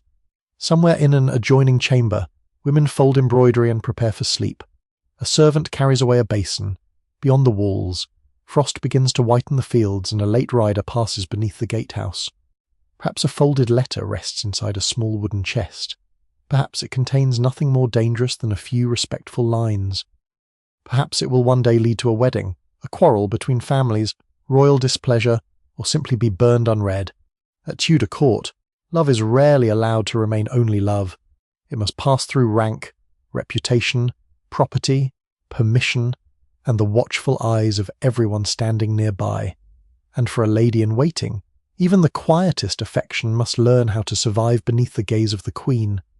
Illness is never far from Tudor court, even when the halls seem full of music, bright fabric, polished silver, and the steady confidence of ceremony. A royal household brings hundreds of people into close contact, and with them come coughs, fevers, stomach complaints, infected wounds, toothache, and the sudden illnesses that physicians cannot fully explain. A lady-in-waiting may spend 1 week attending a queen at a feast, and the next watching servants carry warmed linens into a darkened chamber where someone has taken to bed. The palace itself can make sickness easier to spread. Rooms are crowded, fires smoke. Windows may remain shut during cold weather. Servants move constantly between kitchens, chambers, stables, and lodging rooms. Bedding is shared or reused when the court travels. Water sources vary in quality. Fleas and lice move easily through clothing and furnishings. When rumours of serious disease arrive, anxiety changes the atmosphere quickly. Sweating sickness is among the most feared illnesses of Tudor England. It can strike suddenly, producing weakness, intense sweating, pain, and rapid decline. Its exact cause remains uncertain even now, and historians continue to debate what disease or combination of diseases lay behind the outbreaks described in Tudor records. To contemporaries, the uncertainty makes it more frightening. If illness appears nearby, the royal household may move. A queen may leave one residence for another with surprising speed. Chests are packed, horses are saddled, bedding is rolled, messengers ride ahead to prepare new rooms. A lady-in-waiting who has only just grown accustomed to one chamber may find herself back on a muddy road by morning. If she becomes ill herself, treatment depends on the seriousness of the complaint. For mild discomfort, remedies may begin with food, rest, warmth, and household medicine. A headache might bring a cool cloth, a weak stomach might be treated with mint, fennel, or spiced water, a sore throat may be soothed with honey or warm preparations. Physicians enter when illness appears more dangerous. A learned physician may examine urine, feel the pulse, ask about appetite and sleep, and consider the patient's age, temperament, season, and diet. Urine inspection becomes so closely associated with medical practice that the glass vessel used for it appears in images as a recognizable symbol of the physician's profession. The color, clarity, sediment, and even smell of urine are believed to reveal internal imbalance. Some judgments are based on careful observation. Others rest upon humoral theories that modern medicine no longer accepts. Bloodletting may be recommended if the physician believes the body contains excess or corrupted blood. Leeches can sometimes be used, though blades and specially designed instruments are also common. Purges offer another approach. The aim is to remove harmful matter and restore balance, but the treatment can leave an already weak patient even weaker. No one can quite agree how often wealthy women accepted these interventions without resistance. Household letters sometimes reveal considerable trust in physicians, while other evidence shows patients ignoring advice or seeking multiple remedies at once. A lady may follow a learned treatment in the morning and drink a family herbal cordial in the evening. There is little sense that she must choose between them. For women at court, pregnancy introduces a different set of risks. A married lady in waiting who becomes pregnant may continue attending for some time, though duties can change as the pregnancy advances. Her body becomes the concern not only of herself and her husband, but of family networks that depend upon inheritance. If she belongs to a prominent household, the safe birth of a child can carry financial and political importance. Pregnancy is observed through signs rather than medical tests. A missed menstrual period, changes in appetite, nausea, bodily changes, and later movement of the child provide evidence. Physicians and midwives may offer opinions, but early pregnancy can remain uncertain for weeks or months. Popular beliefs surround nearly every stage. Cravings are taken seriously by some, partly because denying a pregnant woman a desired food is sometimes believed to harm the child. The shape of the belly, the mother's complexion, or the direction of movement may be used to predict whether she carries a boy or girl. Such predictions are unreliable, but that does not prevent them from being repeated. Protective customs are equally common. A woman might keep religious tokens near her or ask for prayers from relatives. Before the Reformation, devotion to saints associated with childbirth can be especially important. Relics, girdles believed to have protective power, and written prayers may be used to reassure women approaching labour. As Protestant reform advances, many of these practices are condemned or disappear from official use. Private habits may linger longer. When childbirth approaches, the woman enters confinement. Her chamber is prepared to create warmth and privacy. Windows may be covered, tapestries or cloth hangings reduce drafts, fires are kept going. The room can become deliberately enclosed, with the outside world held at a distance. Female attendants dominate this space. Midwives, experienced matrons, female relatives, servants, and trusted companions gather around the labouring woman. Men, including physicians, may be involved in difficult cases, but ordinary childbirth remains largely a female domain. For a lady in waiting, this can mean shifting suddenly from polished court ceremony into one of the most intimate and dangerous moments of Tudor life. She may carry warm water, she may help change linen, she may hold a hand, straighten blankets, or fetch a cordial from the still room. She may pray. Midwives possess practical knowledge developed through experience rather than university training. They understand positions, contractions, delivery, and the care of newborns within the limits of their time. Yet complications remain terrifying. Obstructed labour, hemorrhage, infection, and fever can kill mothers who appeared healthy only days before. Infant mortality is also high, even among wealthy families with access to the best help available. Historians continue to debate precise maternal mortality rates because records are incomplete. But childbirth is unquestionably one of the most dangerous experiences in a woman's life. If the child is born safely, the atmosphere changes. Warm cloths are prepared, the infant is cleaned and wrapped.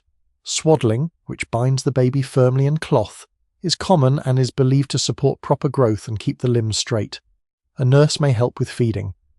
Among elite families, wet nurses are frequently employed, allowing noble mothers to recover and return sooner to household duties. The choice of nurse can be treated seriously. because people believe a nurse's character and physical condition might influence the child through her milk. The mother remains in confinement for a period after birth. Eventually comes churching, a religious ceremony marking her return to public worship after childbirth. Its meaning shifts with religious reform, but the custom remains an important threshold between the enclosed world of recovery and ordinary social life. At court, life resumes around her. Bells continue to mark the hours, meals continue to arrive, petitions are carried through guarded doors.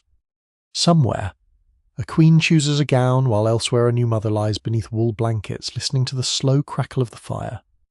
Outside, rain darkens the palace roofs. A cart moves through the gate with barrels and fresh straw. Beyond the walls, winter fields fade beneath mist, and a stone church bell sounds across the evening. Illness, birth, recovery, and death all exist beside splendour. A lady-in-waiting learns that silk and jewels do not protect the body from uncertainty. They only make the chamber brighter while everyone waits to see what morning will bring. Court life can appear secure when viewed from within a warm chamber. The walls are thick, the guards are armed, the tables are supplied, and the queen is surrounded by servants who seem to know exactly where each person belongs. Yet beneath this carefully arranged surface lies a constant possibility of change. A family that is favoured in spring may be distrusted by autumn. A courtier who enters the royal apartments freely one week may find the doors closed to him the next. For a lady-in-waiting, survival depends partly upon understanding that favour is never quite the same thing as safety. The Tudor court is intensely personal. Political authority gathers around the monarch, and access to that monarch can determine careers, marriages, fortunes, and sometimes lives. Those who serve the Queen are therefore close to political currents even when they never hold formal office. A lady may hear that a counsellor has fallen from favour. She may notice that a familiar nobleman no longer appears at dinner. She may see a family suddenly remove its daughters from court. Often the first signs are small. A messenger arrives late at night. A door that is usually open remains guarded. A household officer speaks in unusually quiet tones. Servants begin carrying chests from a chamber before dawn. No one can quite agree how much ladies-in-waiting understood about the deeper political struggles occurring around them. Some women came from powerful families and almost certainly knew far more than surviving documents reveal. Others may have learned only fragments, assembling events from whispers, altered routines, and the mood of the Queen. The safest response is caution. Religious change makes this especially important. Across the Tudor century, official worship changes repeatedly. Prayers, ceremonies, books, vestments, and religious images become signs of loyalty or disobedience depending on who occupies the throne. A woman who grew up hearing Mass in a family chapel may later find those rituals condemned. Another raised among reform-minded relatives may suddenly be expected to accept older forms of worship again. The Queen's household is rarely insulated from these shifts. Ladies attend chapel. They possess books. They know priests. They correspond with relatives. A devotional object hidden in a chest or a book passed quietly between friends can acquire political significance that would have seemed unimaginable a generation earlier. Some women adapt outwardly while keeping private convictions to themselves. Others embrace the changes sincerely. Historians continue to debate how often conformity reflects genuine belief and how often it reflects simple prudence. Prudence, at court, is not cowardice. It can be an art. Speech is one of its most important parts. Tudor governments take words seriously, particularly words about the monarch, the succession, rebellion, or religion. An idle comment made in a private room can become dangerous if repeated by someone seeking advantage. A lady-in-waiting therefore learns to mistrust the idea of a completely private conversation. Walls have doors. Doors have servants. Servants have friends. A sentence can travel through the palace before the person who spoke it understands that anyone was listening. Written words are no safer. Letters may be intercepted. Seals may be examined. Papers can be discovered during searches. A woman from a politically exposed family may become cautious about what she commits to writing, using indirect phrases or trusting important messages to reliable messengers. Even a prayer book can carry annotations or dedications revealing networks of friendship. One object sometimes kept close to the body is a small book girdled or suspended from the waist. Such books can be practical and devotional. But in troubled times, the contents matter more than the binding. Court ladies also witness the consequences of political collapse. An arrest may occur with little warning, a nobleman may be called to council and not return. A household can be dismantled rapidly when its master falls from favour. Servants seek new positions, rooms are emptied, clothing and possessions may be inventoried or seized. For women connected to the disgraced person, the danger varies. A daughter, sister, wife, cousin, or attendant is not automatically guilty of anything, yet association alone can make life difficult. Invitations disappear, friends become less visible, petitions are delayed. People who once spoke warmly may suddenly remember other obligations when passing in a gallery. The social temperature of court can fall very quickly. For a lady serving the Queen, loyalty becomes complicated when family and royal service pull in different directions. Suppose her brother joins a faction that loses influence. Suppose an uncle is accused of disloyalty. Suppose her husband becomes involved in a religious dispute. She may still be expected to appear composed before the Queen. Her own future can depend on separating herself from actions she did not choose.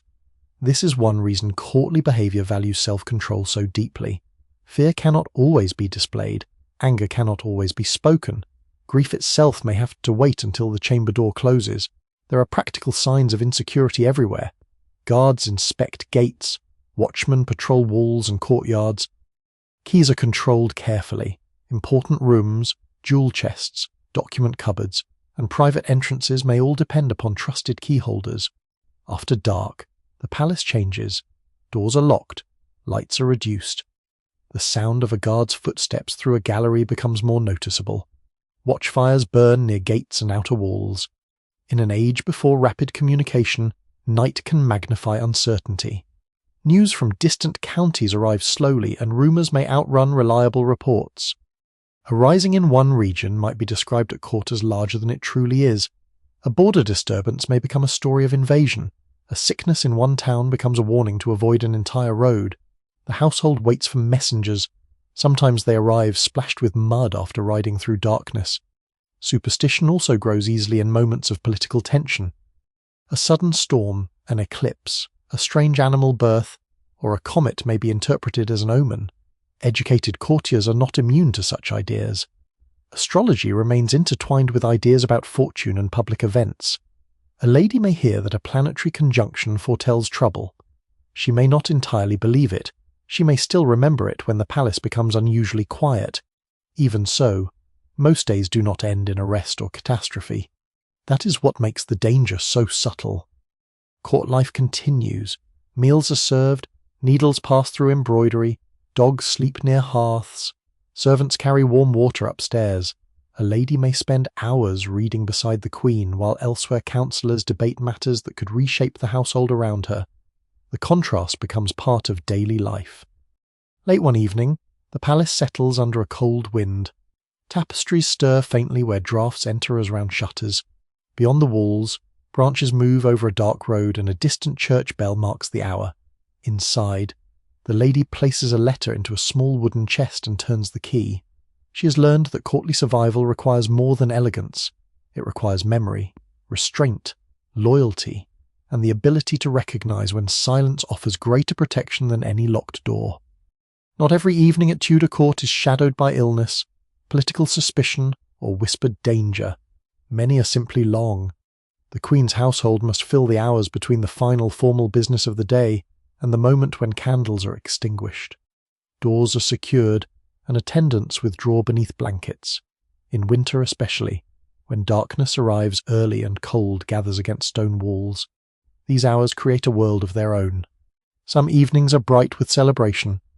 The Tudor calendar is crowded with feast days, religious observances, royal anniversaries, weddings, diplomatic visits, and seasonal celebrations. Christmas can transform the atmosphere of court for weeks. Easter brings its own ceremonies. Saints' days remain important during the earlier part of the century, while later religious changes alter which traditions are encouraged and which quietly disappear. For a lady-in-waiting, celebration means preparation. Gowns are selected with unusual care. Jewels are taken from boxes. Sleeves are changed. Hair is dressed more elaborately. Servants move between chambers carrying candles. Linen, cushions, and trays of food. Musicians tune instruments somewhere beyond the royal apartments. The hall itself may seem almost transformed. Dozens or hundreds of candles throw light against painted ceilings, polished metal, tapestries, and cloth threaded with gold. Hearths burn strongly. Shadows move above the assembled court as servants pass with dishes and cups. Music begins. Lutes, viols, recorders, drums, and other instruments accompany songs and dances. The exact combinations change according to occasion and fashion. But music is inseparable from elite entertainment. A lady-in-waiting is expected to understand dancing. Dance is not simply physical enjoyment.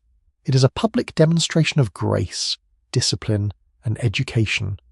Steps must be remembered. Partners must be treated according to rank. A woman's posture, pace, and gestures may be watched almost as carefully as her clothing. Certain dances are measured and formal. Others become livelier. Yet even when the music quickens, the behaviour of a queen's attendant remains controlled. A dance can allow a young man and woman to spend several minutes near one another without openly violating courtly expectations, which naturally gives the activity a second importance. A glance during a dance may be remembered longer than the music. Masks offer even greater spectacle. These elaborate entertainments combine costume, music, dancing, poetry, scenery, and symbolic themes. Courtiers may appear disguised as classical figures, shepherds, virtues, foreigners imagined through Tudor eyes, or inhabitants of fantastical kingdoms. The king or queen may participate. Masks create the curious impression that rank has briefly disappeared, although everyone usually knows that rank remains present beneath the costume. No one can quite agree how spontaneous Tudor masks truly feel to those attending them. Surviving descriptions emphasize their wonder, but behind that wonder lies considerable preparation by craftsmen, musicians, tailors, carpenters, and servants. Temporary scenery must be built. Costumes must be stitched. Torches must be placed safely. Food must arrive at the proper moment. Even enchantment requires household accounts. For a lady-in-waiting, such nights can be exciting, but they are tiring too. Heavy gowns become warmer as halls fill with people. The smell of wax, perfume, food, damp wool, and smoke thickens the air. Hours of standing and smiling leave feet aching inside fine shoes.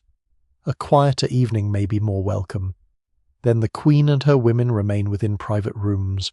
Embroidery returns. Needles move beneath candlelight.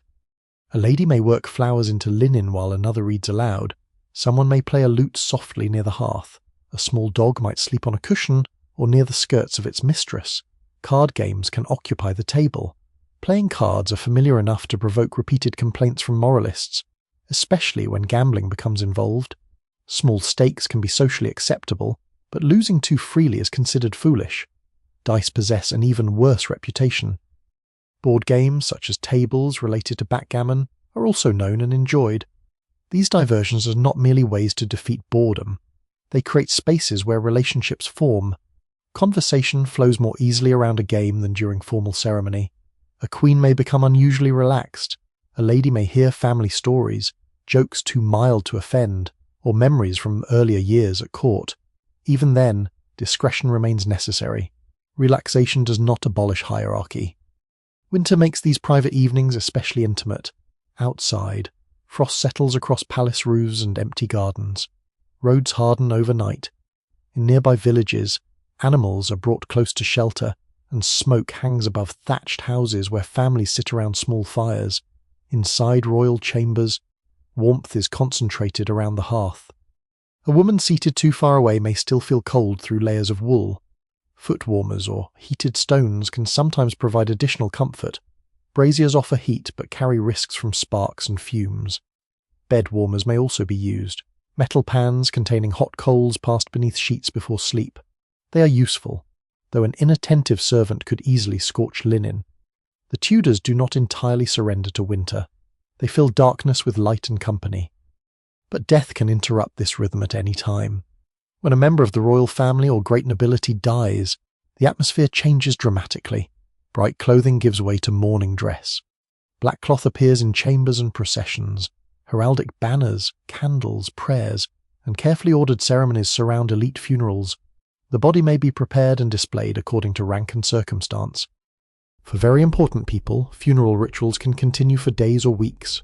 Wax effigies may sometimes stand in place of the deceased during elaborate ceremonies, dressed to represent the person whose body lies enclosed nearby. This strange practice can make a funeral seem both solemn and theatrical. The dead remain symbolically present among the living. Historians continue to debate how ordinary participants emotionally experience such elaborate ritual. Official records describe order, precedence, and expense far more clearly than grief.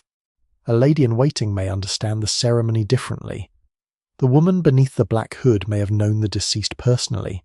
She may have embroidered beside her, ridden with her, shared meals and whispered anxieties with her.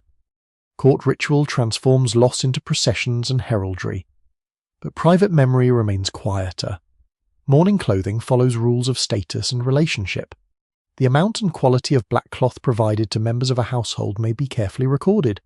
Even sorrow is arranged according to hierarchy. Religious change alters funeral customs too. Prayers for the dead, masses, candles, and beliefs about purgatory become deeply contested during the Reformation. Practices familiar to one generation can be rejected by the next. Some traditions vanish from public ceremony.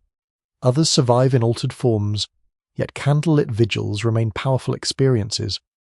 A chamber or chapel filled with low flames creates a deep stillness. Wax drips slowly. People kneel. Fabric rustles. Somewhere a priest or minister speaks words appropriate to the religion of the moment. Outside, the palace continues breathing. Guards stand at gates. Kitchen workers bank fires. Stable boys carry hay through darkness. A bell sounds across frozen ground, spreading beyond walls toward villages where ordinary families mark death with far fewer candles but no less sorrow. Then another evening comes. The black cloth is eventually removed. Music returns. Cards appear on a table. Someone opens an embroidery frame beside the hearth. Court life moves onward because it must. A lady-in-waiting becomes accustomed to this strange balance between spectacle and waiting. Laughter and mourning. Crowded halls and quiet chambers. Years can pass this way. Festivals return with the seasons. Faces change. Children grow into courtiers. Older attendants disappear from familiar places. The same bells continue to mark the hours, and on a winter night, while firelight moves across worn wooden furniture and the wind circles beyond the palace walls, the lady may realize that court life is made as much from these long evenings as from any ceremony remembered by history. Eventually, even the longest service at court comes to an end. There is rarely a single moment when a lady-in-waiting realizes that the life she has known is becoming part of her past. Court does not stop for her departure. Bells continue to ring. Servants continue carrying firewood through the passages. Letters still arrive beneath wax seals. Gowns are still fastened before morning audiences, and candles are still replaced as evening gathers behind the palace windows. Yet one day, her own wooden chests are opened for packing. Perhaps marriage calls her away. A husband may possess an estate far from London, beyond roads that wind through market towns, forests, and villages where church towers rise over winter fields. Her new responsibilities will be different. Instead of attending the Queen's wardrobe, she may oversee servants of her own, supervise household stores, settle accounts, arrange meals, care for children, distribute remedies, and manage an estate while her husband travels. For some women, marriage does not completely sever the connection with court.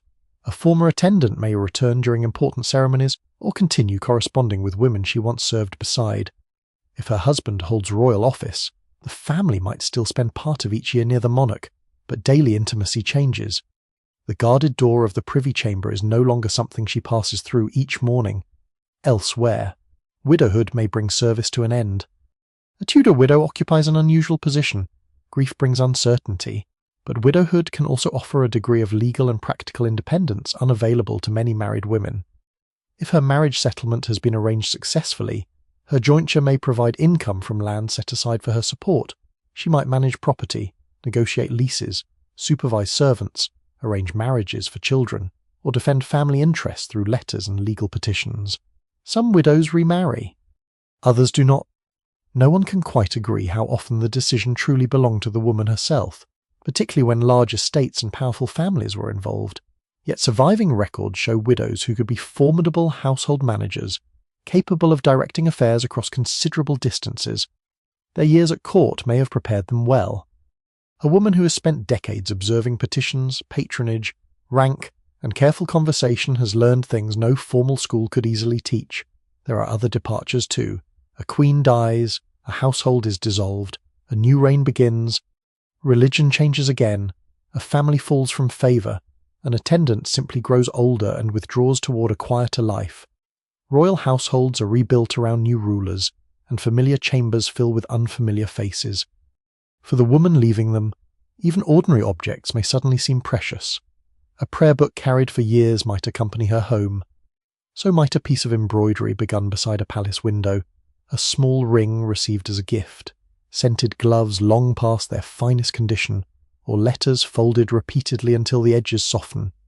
Such objects survive unevenly. Many disappear into later generations. Clothing is cut apart and reused. Silver is melted. Furniture is replaced. Papers are lost to damp, fire, indifference, or the simple disorder of passing centuries. This is one reason the lives of ladies-in-waiting can be difficult to reconstruct.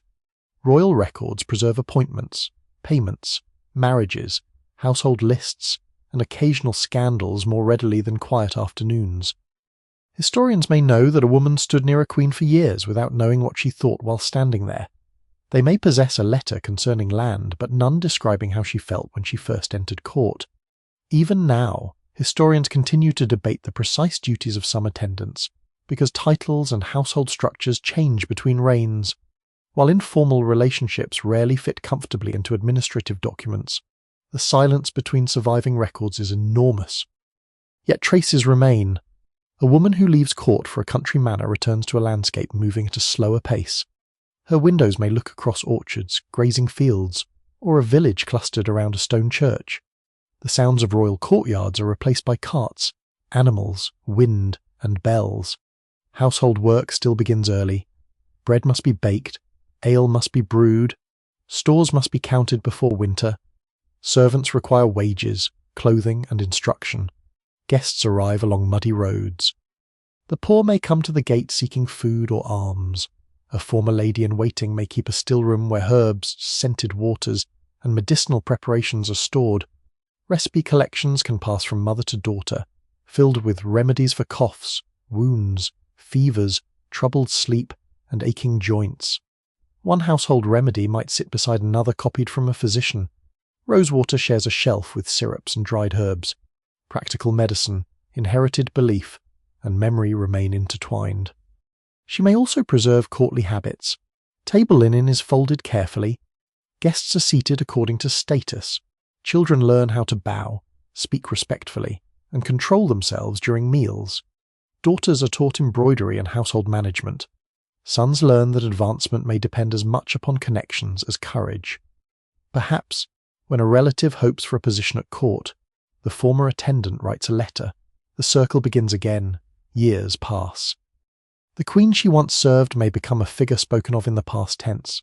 A palace she knew intimately may be altered by later rulers. Walls are rebuilt, gardens change, furniture disappears, a familiar chapel is transformed. Tapestries are moved to another residence. Even the roads change slowly. An abbey once crowded with monks may become a roofless ruin. A roadside shrine may vanish. A market town grows larger. A manor passes into another family. The former lady herself becomes an older presence beside a different hearth. Her hands, once occupied with pins and jewels in a royal chamber, may now rest upon an account book or an embroidered cushion. A granddaughter might ask about court, although no surviving record tells us whether such questions were commonly asked. Perhaps the memories she chooses to share are not the political ones. Perhaps she remembers the weight of a winter gown, the scent of beeswax, the sound of rain during a royal progress, the slow waiting beside a queen who was tired and did not wish to speak. Perhaps she remembers women whose names never entered chronicles at all. Time is particularly gentle in the way it removes ordinary detail. It preserves coronations and executions. It loses breakfasts. It preserves treaties. It forgets cold feet on stone floors. It remembers queens, but only occasionally remembers the woman who stood behind one holding a pair of gloves. And so the life of the Tudor lady-in-waiting begins to fade, not suddenly, but as firelight fades when no more wood is added. Outside her manor house, night settles across the fields. A servant closes the heavy oak door. In a nearby village, the last light disappears from a cottage window. Smoke thins above the roofs. A horse shifts quietly in its stable, and somewhere beyond the hedges a narrow road continues through darkness toward a town that is already asleep. Farther still, monastery ruins stand beneath moonlight, and church towers rise above fields silvered with frost. The bells mark another hour. The woman who once lived beside the Queen has grown old now, and the court that seemed so permanent has already begun to belong to another generation. Its candles have burned down, its conversations have vanished, its footsteps no longer echo in quite the same corridors. And as the centuries gather softly between that world and ours, there is little left to do except allow the palace doors to close. The fire becomes smaller, the distant road grows quiet, the last wagon has passed beyond the trees. Across England, villages sleep beneath dark roofs while pale moonlight rests upon stone churches, empty fields, and the worn walls of houses where generations have lived and disappeared. The bells sound once more, farther away now, then even they become still. And the Tudor world, with its silk gowns and muddy roads, its guarded chambers, candlelit halls, whispered secrets, winter journeys, prayers, herbs, laughter, mourning, and endless patient waiting, recedes quietly into the night. There is no need to follow it any farther. The fires are banked, the doors are secure, the roads are empty, and all across the sleeping countryside, darkness settles softly over another vanished day.